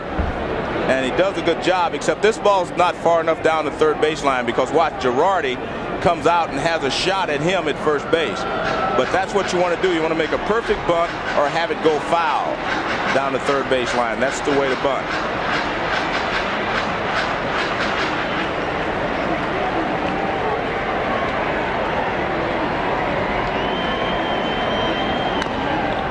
ball and 2 strikes to Lofton. So just to complete the thought that we started at the beginning of this inning, of course you'd like to increase the game's popularity, and they have some work to do still since the strike, and of course you'd like to increase your revenues, but baseball's revenues are the highest they've ever been. It's the economic system itself that plagues them, not a lack of revenues. A swing and a miss. Lofton is out on strikes, and suddenly Pettitte has settled down and retired 6 hitters in a row. We played 4, 2-1 Cleveland. In the New York 5th, Scott Brocious is the first hitter. He'll be followed by Joe Girardi, then back up to the top for Chuck Knobloch.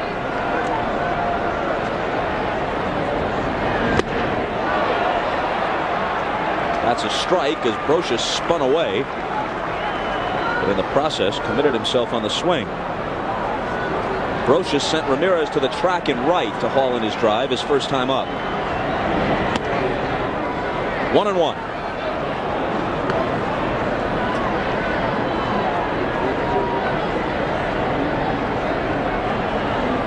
Colon was 14-9 for the year. His ERA was 3.7. Slow roller to Vizquel. You're a goner when you hit it to him. He made 5 errors all year. When you consider how much work a shortstop gets on various plays, 5 errors, and then throw in all the spectacular plays where he takes hits away, where he couldn't possibly be charged with an error. That's why he's won 5 straight Gold Gloves, and soon it'll be 6. Well, a good sinker by Colon, but he catches in between hops. Look at that. That's an in between hop. He catches anything. It doesn't matter. As an infielder, you always try to catch the ball on the short hop or the big hop. He catches it anytime, any way he wants to.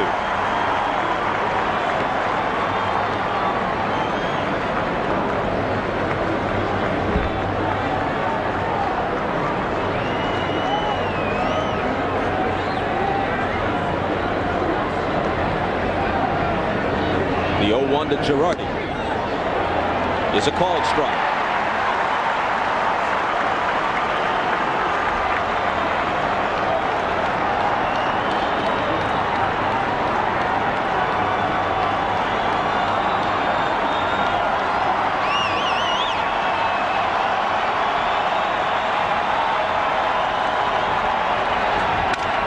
Broken bat at third base, Fryman.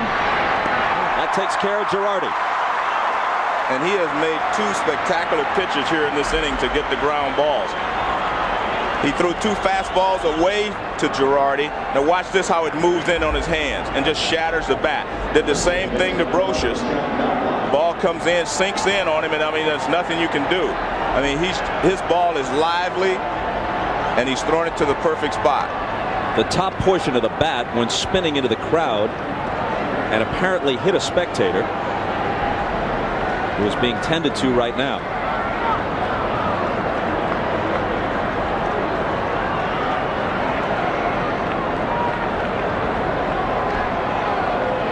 Knobloch has singled and fouled out.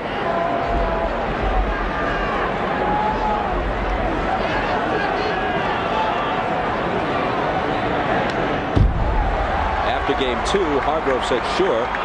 Knobloch made a mental error. It was a boneheaded play.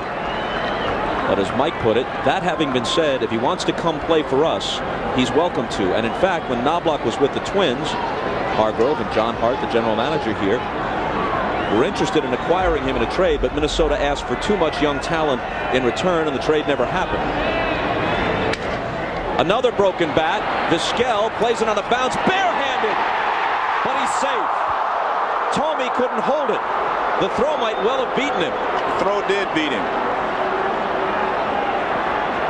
This is what I said about Vizquel. He can catch the ball any way he wants. Another great pitch by Colon.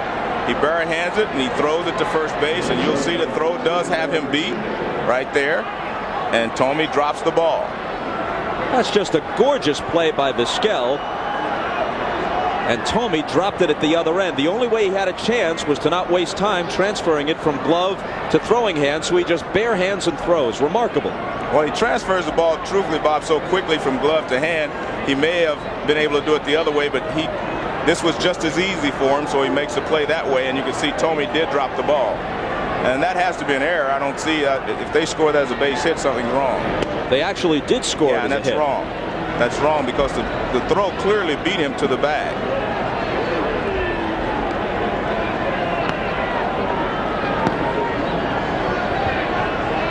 So Knobloch's aboard with 2 out. Jeter has sacrificed and grounded out.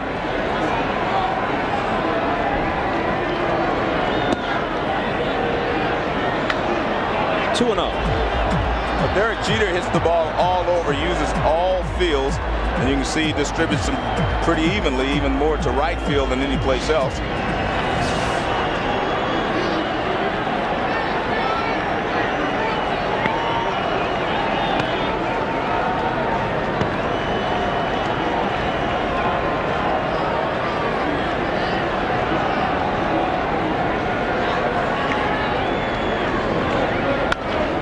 Another ground ball Vizquel's way. He scoops it up and throws on the run, and that takes care of Jeter. Talk about a guy who alone is worth the price of admission, even with the price of tickets these days. This guy is in. Foul. Well, we talked about how great a fielder he is. This play here is just a magnificent play. Now watch, he gets the ball to first base. Tomey drops it. They call it a base hit, which it was not. But there's his range. He shows you he can go both left and right. Just a fine defensive shortstop. He's just beautiful to watch.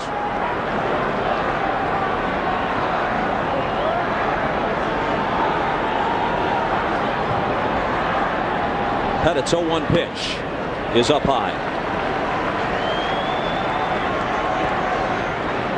Since a walk to Ramirez to lead off the third, Pettitte has retired 6 consecutive Cleveland hitters.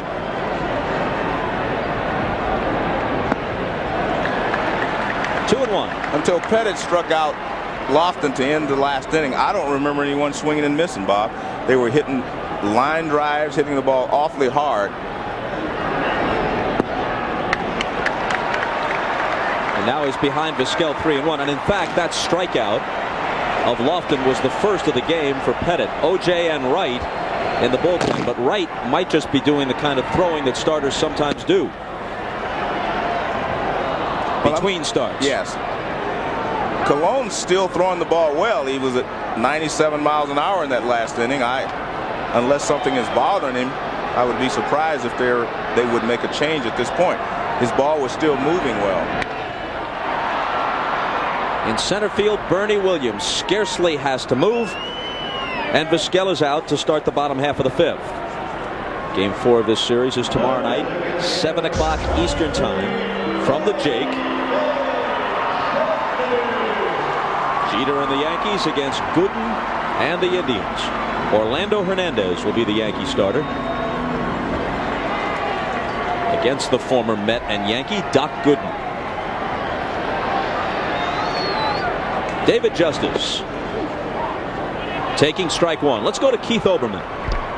Bob, Dwight Gooden has been scouting, as they do, charting the pitches in anticipation of being tomorrow night's starter. But apparently the joke here, at least in the Indians dugout, is this is the first time he's done it all year. He's been getting the assistance of other pitchers. Charles Nagy said something. And Jeff Newman, the third base coach, came over at some point and said, "Doc, you need some help?"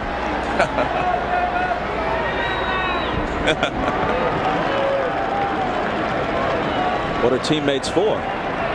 The 1-1 pitch. Well, if Doc Gooden is trying to scout what Bartolo Colon is doing to the Yankees, it won't work for him. Colon is basically throwing just the fastball, a sinking fastball and a riding fastball. Doc will throw curveballs, changeups. He will sink his fastball, but he doesn't have the overpowering fastball he had before. A little tapper. Pettitte off the mound, can't get it. Knobloch charging to barehand and throw him out. Hey, these guys don't need gloves. I mean, nice play there by Knobloch.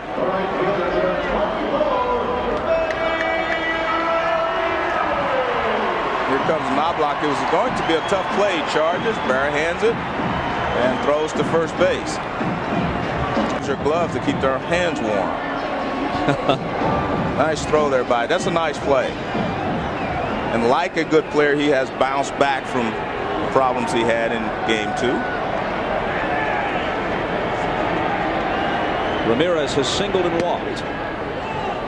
A strike to Manny.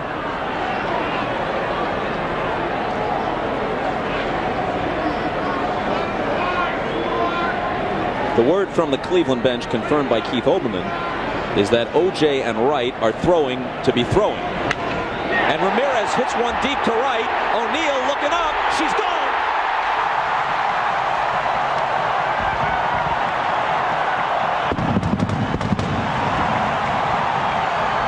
The 4th home run of the postseason for Ramirez.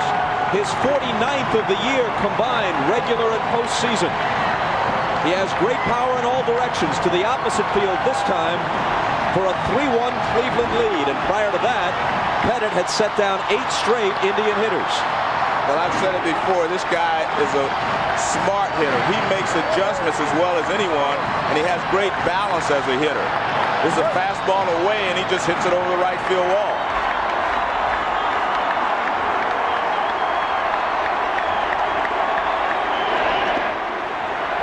A strike to Fryman. Just when it seemed like Pettitte was getting in the groove, watch this pitch, fastball away, and I mean he drills it down the right field line. And give him credit for something else. First we'll watch Pettitte's reaction.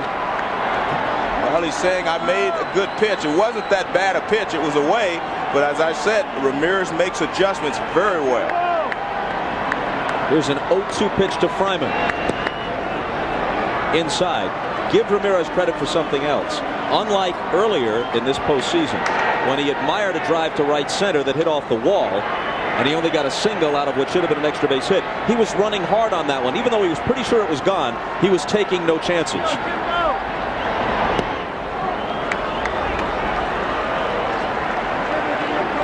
As we mentioned earlier in the series, Ramirez is moving up on the list of postseason home runs, but Mickey Mantle hit all 18 of his in World Series play, and the other veterans on that list are players from an earlier era played in just the World Series. Now the postseason includes 3 rounds. Nonetheless, Ramirez has been productive every time his team has been in the playoffs or World Series. Well, anytime you pass Yogi Berra or Mickey Mantle, you move up towards Mickey Mantle, it's special. Now the 2. And after being ahead 0-2, Pettitte loses Fryman.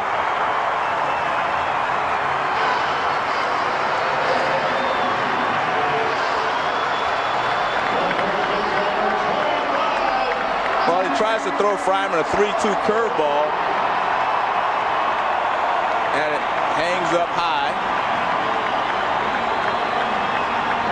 And there's Stottlemyre.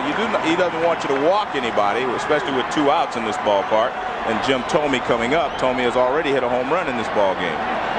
See how he starts Thome off this time. I'm betting he starts him off with some type of breaking ball. He started him off with a fastball last time and got him out.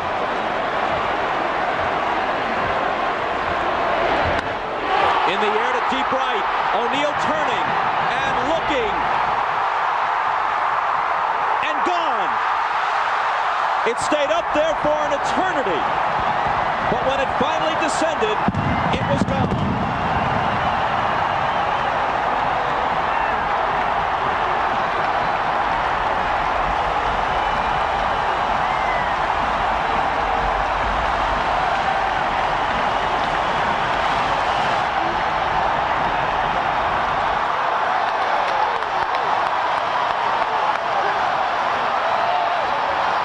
Just like that, 5-1 Cleveland.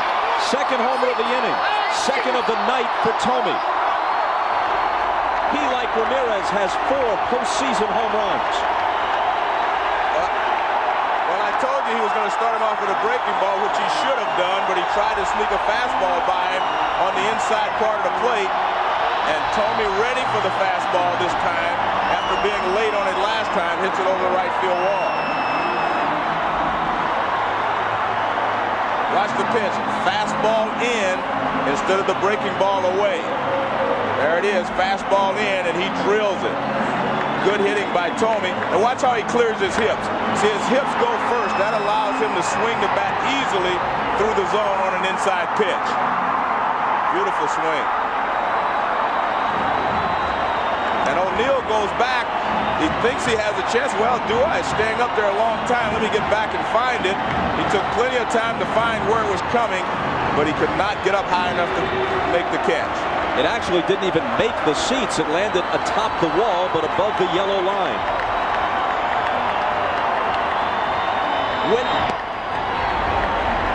Well, Mark McGwire hits him 500 feet. If you hit him that far, you still get to trot the same way.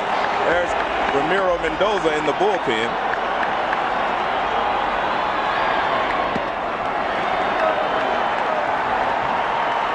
Two 2-0 to Whitten.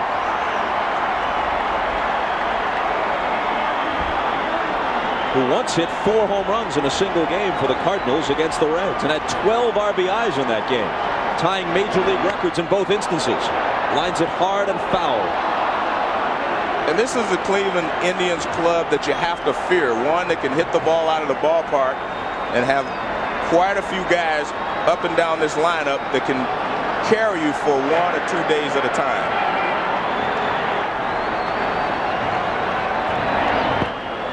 Down low, 3-1 to the switch hitter. He's actually a more dangerous hitter, left-handed. He hit 6 home runs this year, all of them lefty. But he can punish the ball from either side.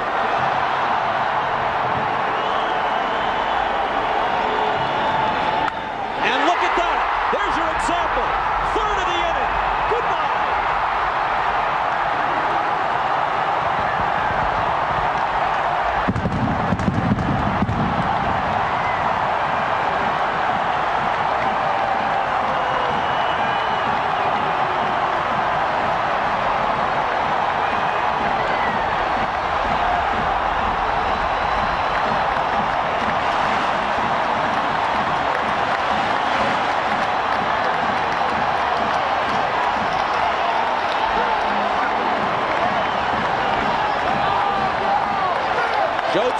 Seen enough. Headed to the showers. Has Hargrove pushed the right buttons tonight? He used Wilson. He delivered an RBI single. He used Whitten. He had a double. And this mammoth home run.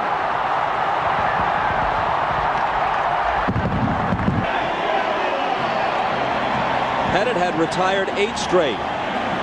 Then a homer by Ramirez. After being ahead of Fryman 0-2, he lost him on a walk. Then back-to-back homers from Thome and Whitten. That brings on Mendoza, who starts Alomar with a strike. Mendoza hasn't pitched in almost 2 weeks. Very effective, as you see, during the season. Bounced foul, 0-2. You can't hit a ball much harder than the one Whitten crushed for the 3rd home run of this inning. That's why they call him hard-hitting Mark Whitten. I mean, when he puts a charge into him, he hit like no one else can do. Martinez to end the inning. But not before Cleveland scores 4. Mark Whitten doing some hitting.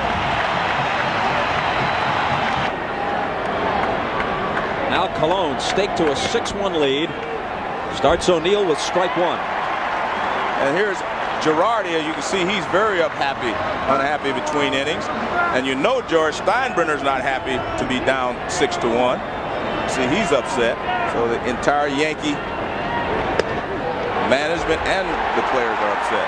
It appeared that earlier Girardi was upset with Pettitte for shaking him off a couple of times. And if we can read into the exchange we saw a moment ago, Girardi is very upset that Pettitte grooved those fastballs.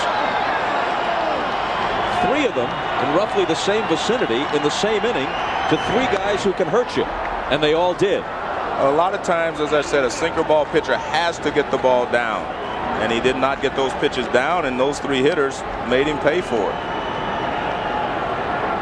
4 homers tonight for Cleveland, but it was a bunt perhaps that turned the series around. The little bunt by Fryman breathed life into the Cleveland Indians. Even the series got them believing in their own chances, coming back home. Now tonight they pull out the big lumber and they lead 6-1. Hit sharply to center field, but Lofton tracks it down and O'Neill is retired. Coming soon to NBC. The movie event of November. The story of the first legends of Motown. The Temptations, NBC, November 1st. Well, Cleveland is the home of rock and roll. That's my kind of music too, Bob. Motown stuff? Yeah, Motown stuff, especially the Temptations. Well, you'll be tuned in to NBC then on November 1st. Tony Williams thinking about a bunt. Instead, it's strike one.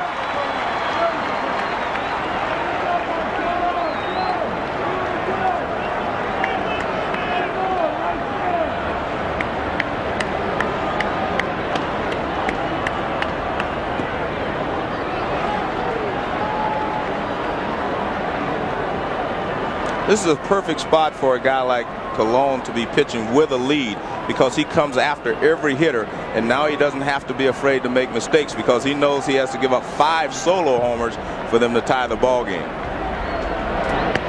See how he just comes right after you with the fastball. I am still trying to remember him throwing a breaking ball. I don't remember him throwing one curveball this entire ball game, and he had a pretty good hard curve, but he has basically used his fastball, that riding fastball and the sinking fastball. You know, it's the high fastball that draws the oohs and ahs and gets the strikeouts, but when you look at how many groundouts he's put in the scorebook already, it's the sinking fastball that's been his best pitch. Here's another bouncer. Colon off the mound, and that takes care of Williams.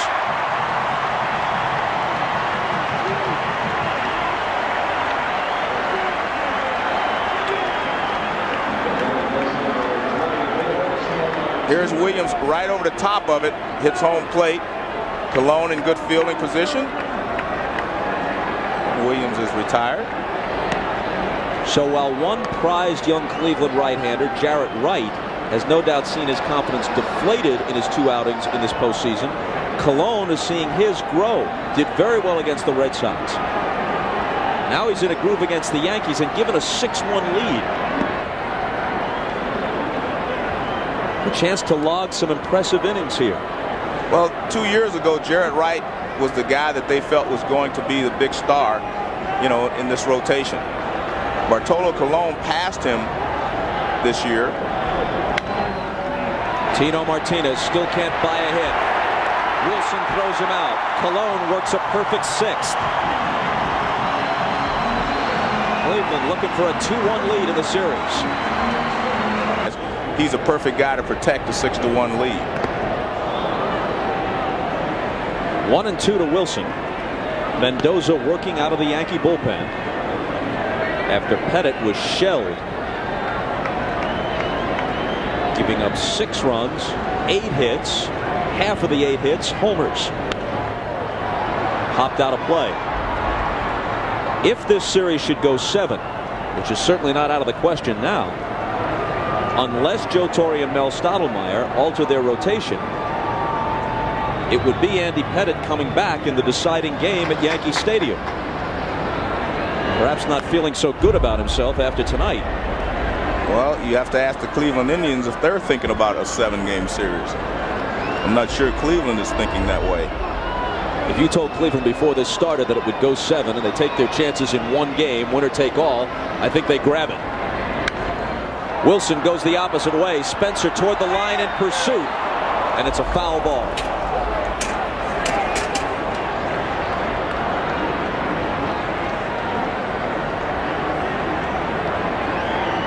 Here's a pitch that's up. This reminds you of the play in Yankee Stadium when Vizquel hit the ball down the left field line, and Spencer chased it, made a dive for it, and the ball went for a triple. This one is foul, and Spencer can't get to it.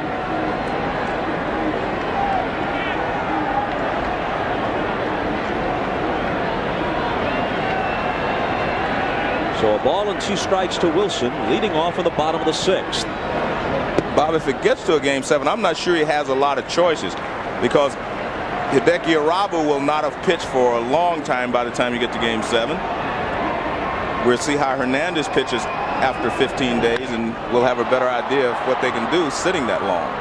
Bernie Williams makes the catch on the ball hit by Wilson. 1 out in the 6th. Baseball tomorrow. Speaking of pitching pairings, Greg Maddux against Sterling Hitchcock in San Diego, and here Orlando Hernandez versus Dwight Gooden. And unless the Yankees rally here, they'll be asking a lot of El Duque, who hasn't pitched in more than 2 weeks. He'll be asked to help them even the series. They still have 3 turns at bat to do something about it here tonight. Lofton with the bouncer. Knobloch has to hurry and gets it. Another good play by Chuck. What makes this a good play is he got a great jump on the ball. He charged it very quickly and got the big hop. So he charges this ball, rounds it, gets a big hop, 1 step, and the release. Nice play.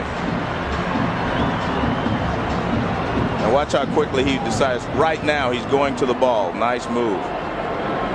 And a nice throw. Which leaves Lofton 0 for 4. But he had the big hit in game 2, so. Yeah, his only hit of the series is just 1 for 14. But it was huge. Vizquel hits one softly into right center field. Knobloch back. And it falls between 3 Yankees for a 2-out hit.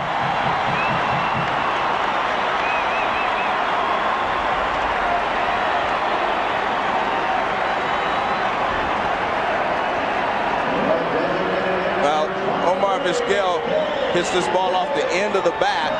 Bernie Williams got a pretty good jump on it. Just falls out between Knobloch and Bernie Williams. Knobloch gives it a good try, and Williams comes in and cleans up.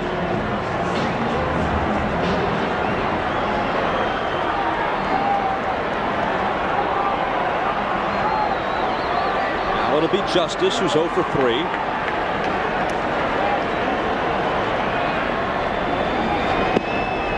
David, of course, was a big factor in their division series win against the Red Sox, both offensively and defensively. Had the homer off David Cone at Yankee Stadium in game 2 of this series. This is a situation where if you're Vizquel, you try to get a jump and go. You have 2 outs. And you're in the 6th inning. You have a 6-1 lead. You try to add 1 more.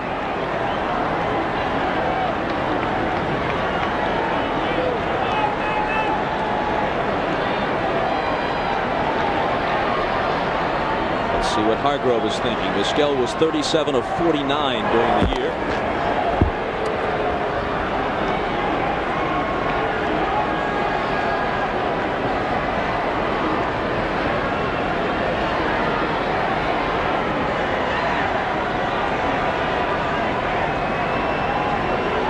He's going. No, a bluff.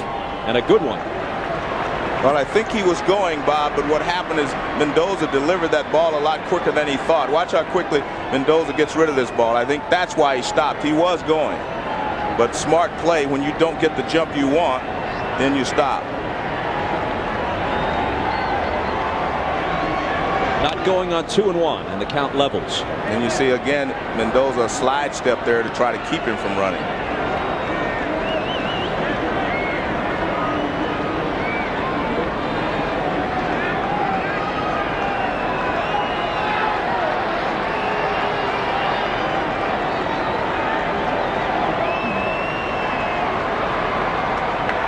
This time he's running, and the ball is hit sharply to Knobloch, who throws him out. No runs, a hit, a man is left. We've played 6 at the Jake, and Cleveland is up by 5.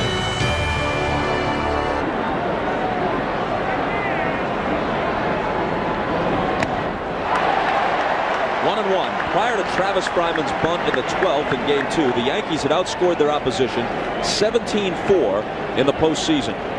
Since then, Cleveland's outscored them 9-1.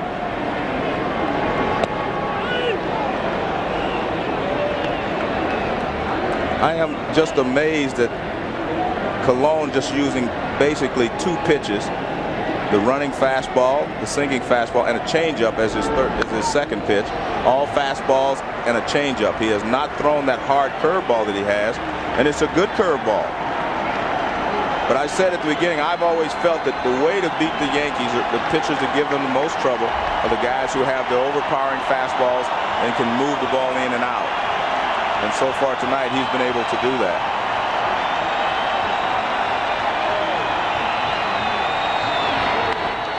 To back up your point, Cologne had faced the Yankees only once during the regular season. He beat them 11-0. He worked 8 innings, allowed them only 4 hits, and he struck out 10. That was here at the Jake in June.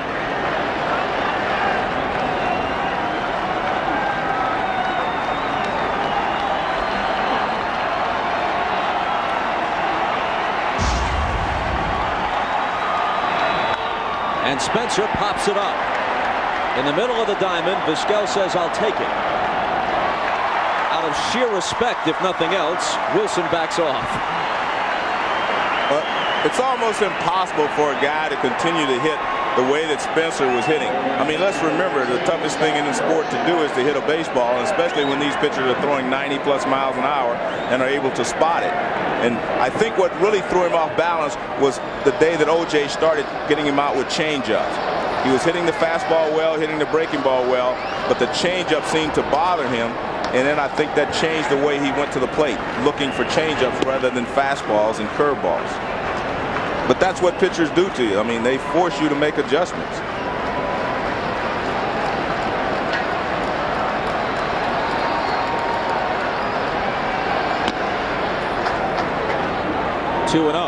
And the worst thing about this game, Bob, is you go 0 for a couple of days and you start to wonder if you can hit. When he was swinging the bat well and getting base hits, I mean, your confidence level is high. But anytime you start to struggle a little bit, you start to wonder, you know, was it a fluke? And then it starts to work on you. In this case, come back, Shane, means come back to reality.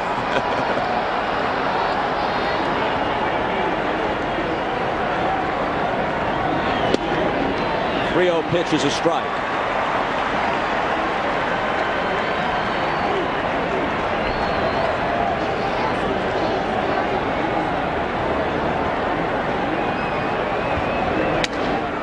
Vizquel takes the soft liner on the 94th pitch of the night, thrown by Cologne. He's pitched 7 brilliant innings and leads 6-1. This is brought to you by First Union, your guide to the financial world. By the document company Xerox, keep the conversation going, share the knowledge. By Toyota Trucks, with you for the long haul. And by Frost Brewed Coors Light, who reminds you the 3 most important words are, "Hey, beer man." The fans settle back in after the 7th inning stretch at the Jake.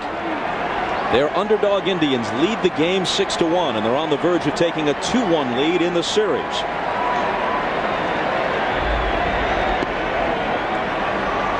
High ball 1 to Ramirez, who singled, homered, and in between drew a walk. It was his home run in the 5th, the solo shot that made it 3-1. That was the beginning of the end for Andy Pettitte. Fryman followed with a walk. Thome and Witten hit back-to-back homers. And in a flash, it was 6-1 Cleveland. Dangerous pitch for Mendoza. Hit hard to center. Back goes Williams. Away back. Gone! Off the top of the wall. Off the top of the wall. Not gone. A double. It was right beneath the yellow line. Actually, Bob, I thought it hit the yellow line. Hargrove's not going to argue it. Well, he gets a fastball. It's 2 balls and no strikes. And this fastball, watch where it is. It's in the middle of the plate. I mean, and he puts a charge into it. He just didn't get it high enough to get out of here. It's a line drive more than a fly ball. Bernie Williams gives up right now. He knows that it's either out of the ballpark. He knows it's over his head. And the ball hits right on the yellow line, bounces back to him. Williams did give up on it. He thought it was out. Yeah, it does hit the yellow line.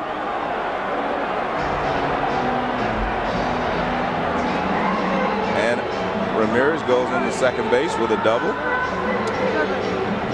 Missing his 2nd home run of the night by less than a foot. I mean, he is hitting the ball hard. I mean, that's a 405-foot line drive. Mike Stanton gets up. You need help, buddy! But for the moment,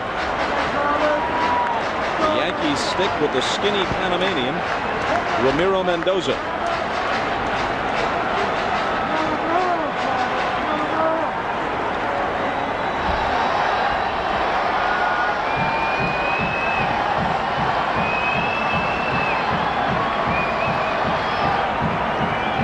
Mendoza is 6'2" and listed at 160. That's blade thin. A ball inside to Fryman, looking for his first hit of the night. He walked and scored in front of Tomey's second homer of the game back in the 5th.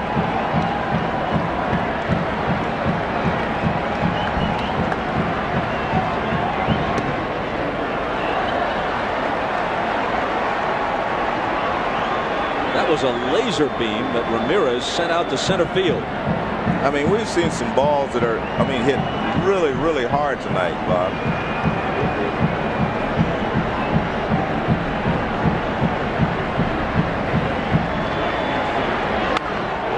That's foul.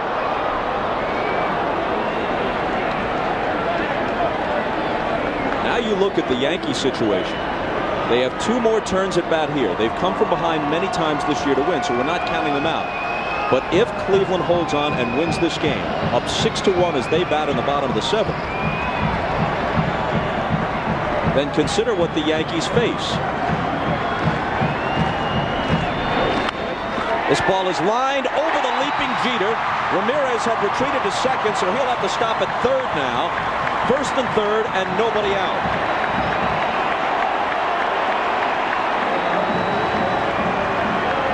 To make matters worse for Mendoza, now he's got to deal with Tomey. His fastball is up. Fryman rips it, and Jeter just barely misses it. Jeter fastball up and in. Fryman rips it up the middle, and just a nice attempt there by Jeter as he lays out, but he can't come down with it. And because he had to wait, Ramirez only gets to third base. The Yankees played 704 baseball this year as part of their historic regular season. It's almost unheard of to play 700 ball for the full season. But if the Yankees lose tonight, they'll have to play 750 ball the rest of this series to win the pennant.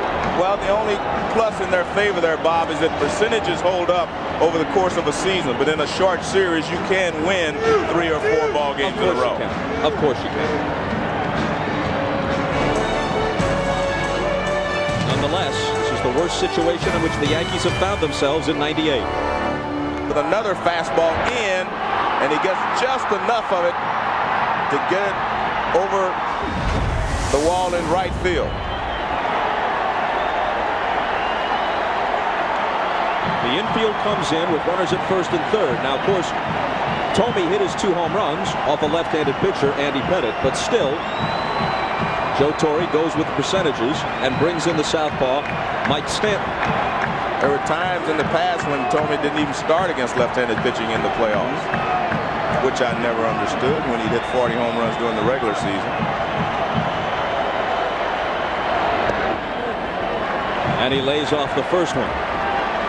Over the course of time, the percentages usually pay off. Right. In individual instances, you can only hope. Yeah. You give yourself the best possible chance for the outcome you want, but nothing's guaranteed.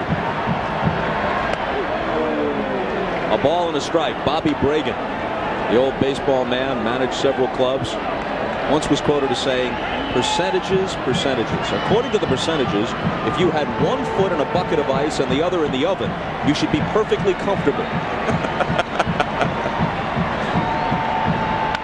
Hit hard. Martinez knocks it down. The runner holds third. Advancing to second is Fryman as Ramirez stays put and Tomey is retired. Well, Tomey hits the ball sharply, but he hits it right at the first baseman Martinez. That's sharp ground ball. Martinez knocks it down. Since he was playing in, Ramirez didn't try to score from third base. See, he's already in, so what he does is block it, which is the proper way to make this play. Do not let it get through. And he takes the out at first base. So now they're going to walk hard-hitting Mark Whitten, which will load him up for Sandy Alomar.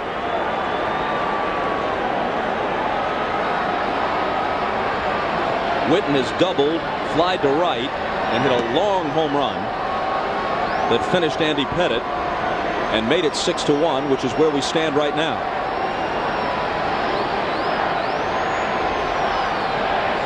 Alomar is 0 for 3, 3 ground balls.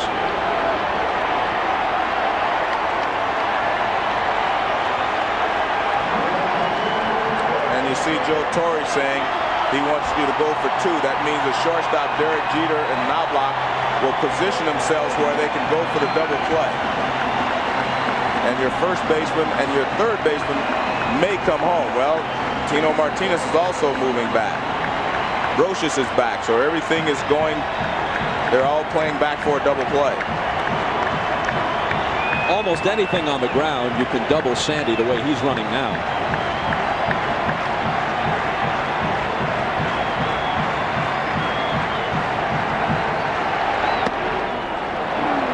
Ball 1.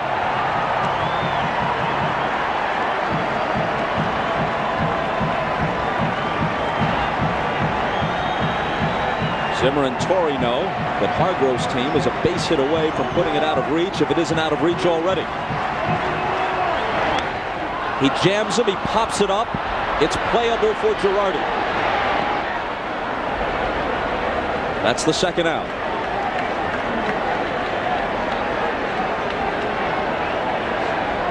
Fastball up and in. It gets in on the hands of Alomar. Right there, you see him pull his arms in, trying to drive the ball, but he couldn't get to it. And there you see Zimmer and Stottlemyre hoping that it stays in the field of play, which it does. And Stottlemyre says, "That a boy, Mike."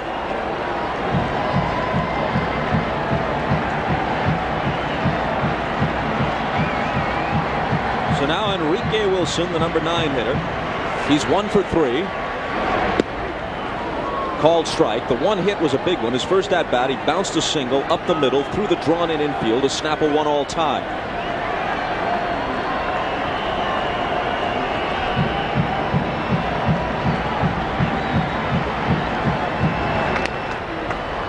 That's a foul ball. 0-2. Joey Cora will be back in the lineup at second base tomorrow night in all likelihood against Orlando Hernandez. Cora and Wilson are both switch hitters. But Hargrove tells us he likes Wilson a bit better from the right side, so with the left-hander Pettitte starting tonight, he went to the rookie over Cora. There's El Duque, who it appears will be asked to get the Yankees even in Game 4. Wilson goes down swinging. Stanton comes in and does the job. The Indians leave the bases loaded. It's still 6-1. But the Yankees are feared for this series. And look at the numbers there. Ramirez, Tomei, Whitten, the middle of the order have really done the job. 4 home runs hit and 5 called. As Ramirez almost got the 5th one out of here. Hit it off the yellow line above the 405 sign. Girardi is due to lead off in the 8th, and Posada bats for him. And of course he'll stay in and catch.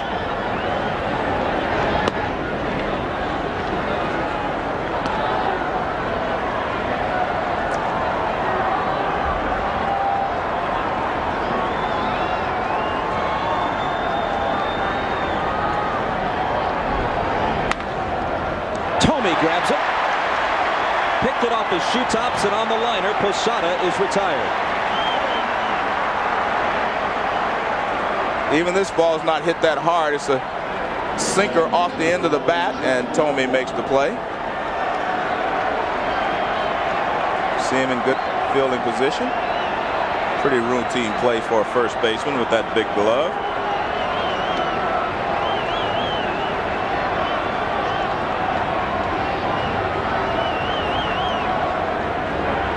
So now Knobloch, couple of singles tonight.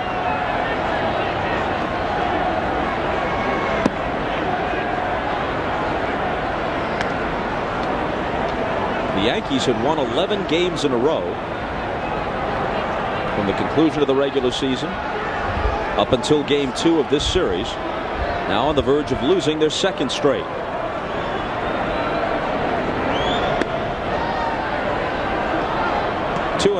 Well, Colon is still throwing hard. That was 94-mile-an-hour fastball. It's been in between 93 and 97 most of the night.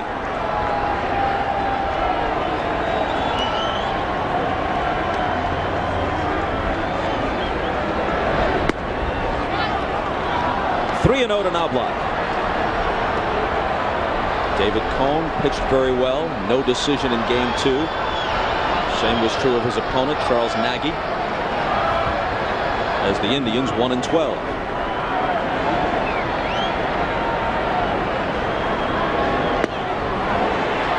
Knobloch takes one, and with his team down 6-1, he may take another.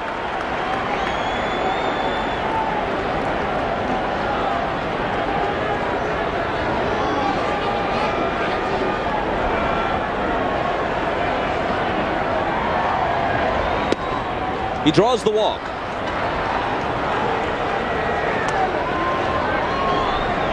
Folks, this weekend the PGA Tour returns to NBC. It's the Michelob Championship at Kings Mill in Williamsburg, Virginia. David Duval has the lead after the second round. Payne Stewart and Tom Lehman are also in contention. The Michelob Championship at Kings Mill. Coverage begins at 3 Eastern tomorrow on NBC.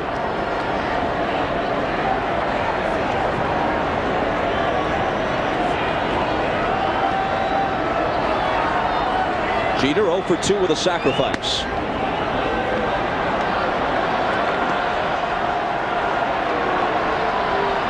Shuey and Hassenmacher. We saw them at Yankee Stadium. We may see at least one of them tonight. The Cleveland bullpen was brilliant in game 2. Nagy, the starter, gave Hargrove a fine performance, and then he used no fewer than 6 relievers in the 12-inning game, and none of them yielded a run. Well, the great thing he said about game 2 is that everyone he called on did a great job. And there you get a look at the bullpen numbers from game 2. In this game, Colon has now moved up over 100 pitches, but as you noted earlier, that's nothing uncommon for him. Nothing uncommon. I mean, he likes to throw a lot of pitches. And he keeps his stuff right up to about 140 pitches.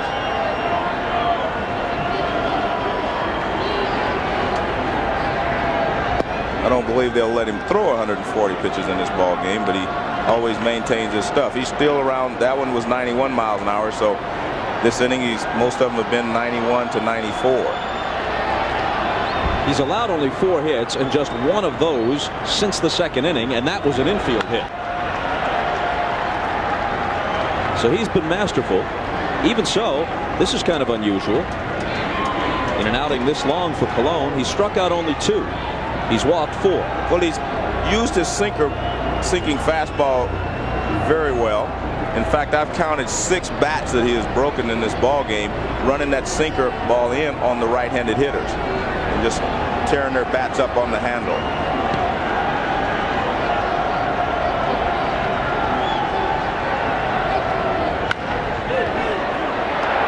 Wilson to Vizquel to Tomey, a 4-6-3 double play.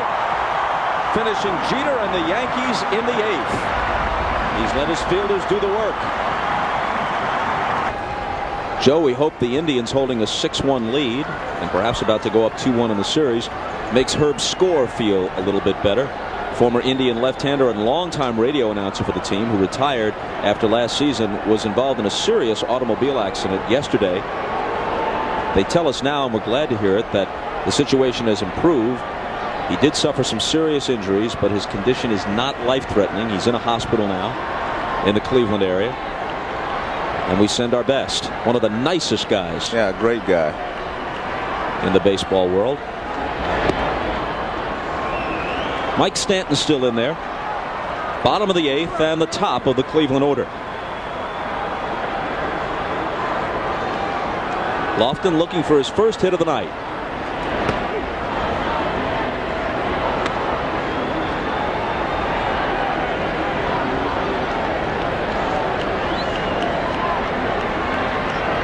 The Cleveland bench pretty well satisfied with the way things have gone.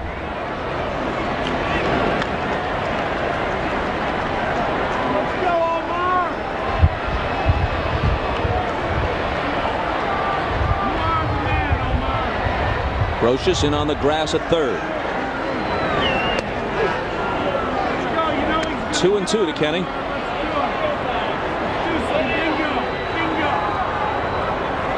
What a night for Tomey.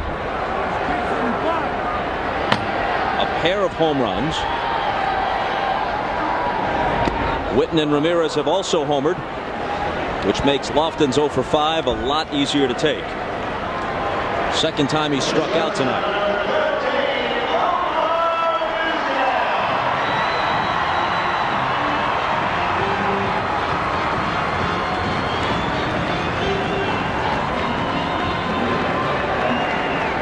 A little different there on the Yankee bench. Everyone's sitting there trying to figure out what has gone wrong in this ball game. No one in the American League was within 20 games of them. And after David Wells won Game 1 7-2, they'd won 4 straight postseason games. And they were a combined 118 and 48 for the year. Then Game 2 slipped away.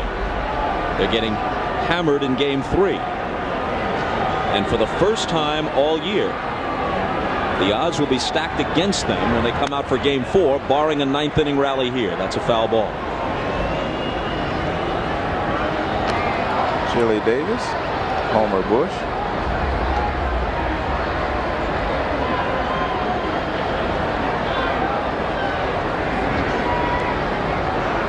We talked about this before Game 2, that if the Cleveland Indians were able to win that ball game, how the momentum would shift for them coming home, because they know that they can beat the Yankees here. They beat them here 2 out of 3 last year to eliminate them in the division series, so they know that everything is in their favor coming home. And when you're the Yankees, you know, I have been in that situation where we won all these games during the regular season, and then you have to start from 0 again, because what you won in the regular season really doesn't mean anything. And there's a lot of pressure on you to perform. And I think there will be tremendous pressure on the Yankees tomorrow if they lose this ball game today. I mean, everything has been easy up to now, but I think they're a very good ball club, and you'll find out what they're made of. You'll have a chance to find out if they are really one of the greatest teams in the history of the game, and I think they are. Jeter can't flag it down, and Vizquel has his 3rd hit of the night.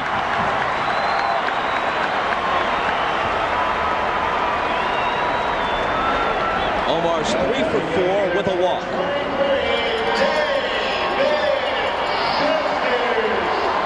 Vizquel has really been swinging the bat well, not trying to do too much, just putting the ball in play. And he hits a right past the diving Stanton. And he loses the glove of Jeter for his 3rd base hit.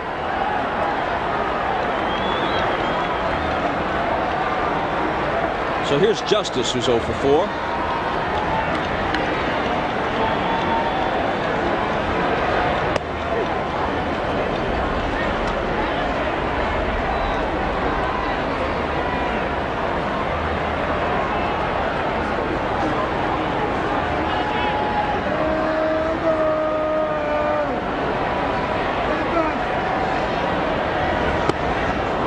A weak wave at that one. And Justice is in an 0-2 hole. Bob, I don't think the way they lost Game 2 had any effect on today's ball game, other than they lost the game, not how they lost it.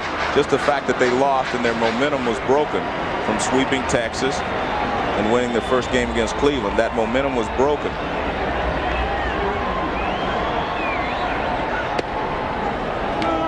One and 2.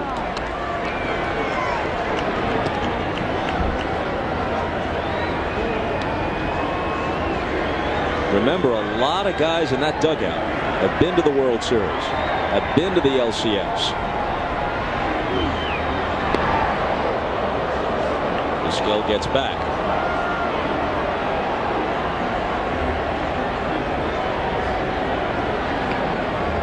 Over the course of the season, they had an easy go in the American League Central. And some people thought that was why their second half pace wasn't so swift. They had very little to play for.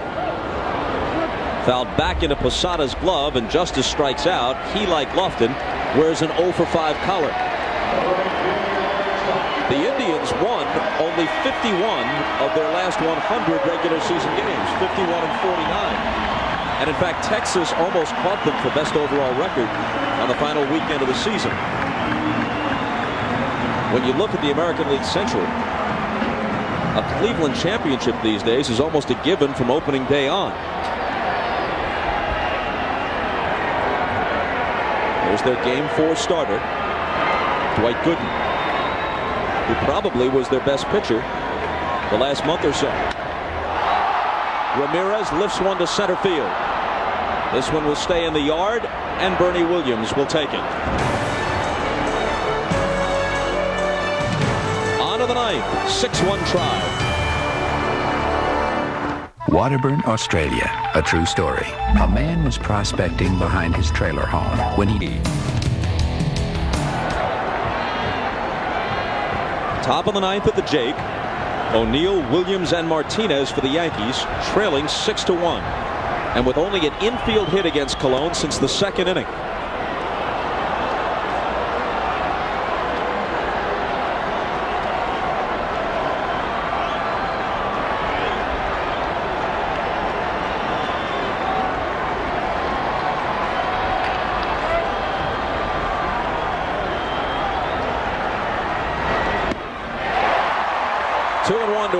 Well, he still has a 97-mile-an-hour fastball. That just tells you how strong he stays throughout the entire ball game. And I mean, this is just a good, overpowering fastball. O'Neill was sitting on the fastball, 2 balls and no strikes, and still couldn't catch up with it. Fly ball to left. Back goes Whitten on the track for the first out. Another 97-mile-an-hour fastball that he was late on. The Cleveland Indians haven't gotten all that many complete games for their starters the past few years.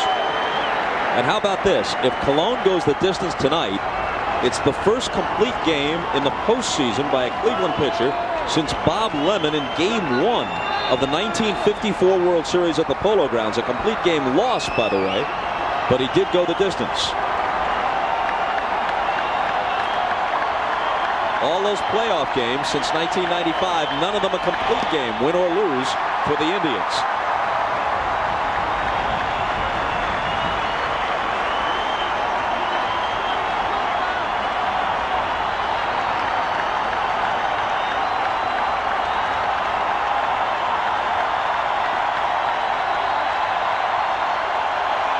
Some of the best fans in baseball can be found here in Cleveland, whooping it up with their team in front 6-1 and about to put Joe Torre's club in a 2-1 hole.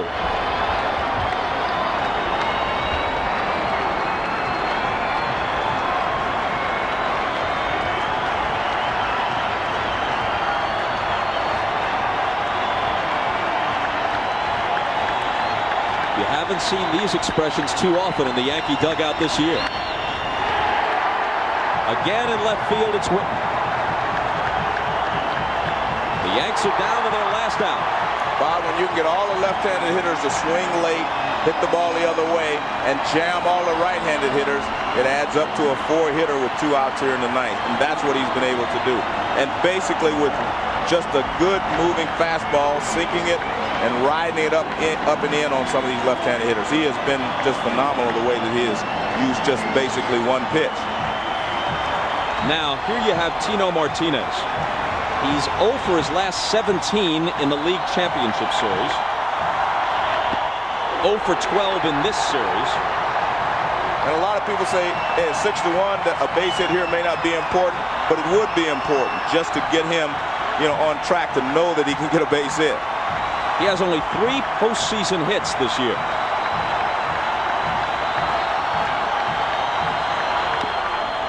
A little roller. Does it stay fair? Foul ball. Now, if you're Joe Torre, how long can you continue to hit Tino Martinez 5th? Do you have to either bench him, or if you don't want to go to that extreme, move him down in the order? Well, you may see a change in the lineup tomorrow anyway, just to get some movement. I don't think you can take him out of the lineup, but you may move Chili Davis in front of him, and you may just flip-flop a couple of guys in the lineup because they have not hit well in these series. Not just this series, but the Texas series as well.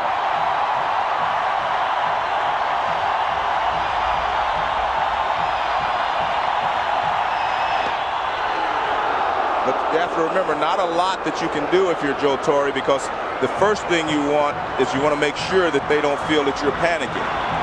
You cannot let your team think that you're panicking and making all these moves.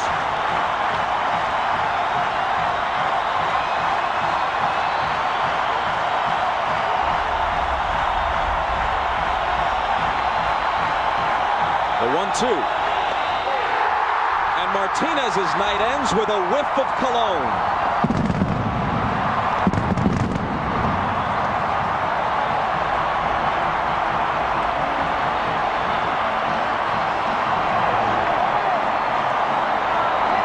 Bartolo goes the distance. The Yankees got their run in the first. He throws a four-hitter and most importantly gives Cleveland a 2-1 lead in the series. Here's Jim Gray. All right, thank you very much, Bob. Joe, your team's 118 and 48 on the year. Not many people really expected that Cleveland would give you much of a series. Are you surprised? Well, Cleveland's a good club. They've been here a few years in a row, Jimmy, and you know, we need to hit a little bit. We haven't been hitting. Not to take anything away from Cologne. He pitched a hell of a ball game, but we need to get back on the stick. Joe, your team has not been behind since April 21st. How do you think that they'll react? Well, we've bounced back many times before, so I guess now that we're down 2-1, we're not the favorites anymore. We'll see what happens. Joe, thank you. We look forward to tomorrow. Okay, Jim. Let's send it across the way to Keith Olbermann. Thanks very much, Jim. I'm with Jim Thome after 2 home runs and this big victory. Do you believe in momentum, and did the Game 2 victory give it to you? Well, you know, I think all season long we've battled all year long. We know the Yankees have a very good ball club. You know, we got to stay focused, and the bottom line is we got good pitching. And Bartolo came out tonight, did an excellent job. I think our offense hit a very good pitcher in Andy Pettitte. And, you know, we're just going to go back and get ready for tomorrow. They took a 1-0 lead on you, and then you tied it up with the first of the 2 home runs. Any thought that you didn't have it? You didn't have that momentum going before that homer was hit? Well, to be honest, when they got off the on the board 1-0, you know, Bartolo settled in. After I hit the home run, it got the crowd into it, and you know, we just carried it on from there. And I think Bartolo did an excellent job. How much different does it make it for you to come back here up or tied 1-1 rather than down 2-0? I mean, obviously it's a win, but what does it mean psychologically? Well, you know, we knew going into New York we wanted a split. We got a split the last day, and we got the win in extra innings, and I think that helped us mentally, knowing we were coming back to this crowd. And I mean, since '95, this crowd's been into it, and they helped us out tonight, and we're going to keep it going. Is there some sort of crowd or noise? Congratulations, yeah, Jim. Thanks a lot. Thank you. Bob, back up to you. Keith, thanks a lot. Despite the long ball heroics of Thome, Ramirez, and Witten, tonight's Chevrolet player of the game is Bartolo Colon.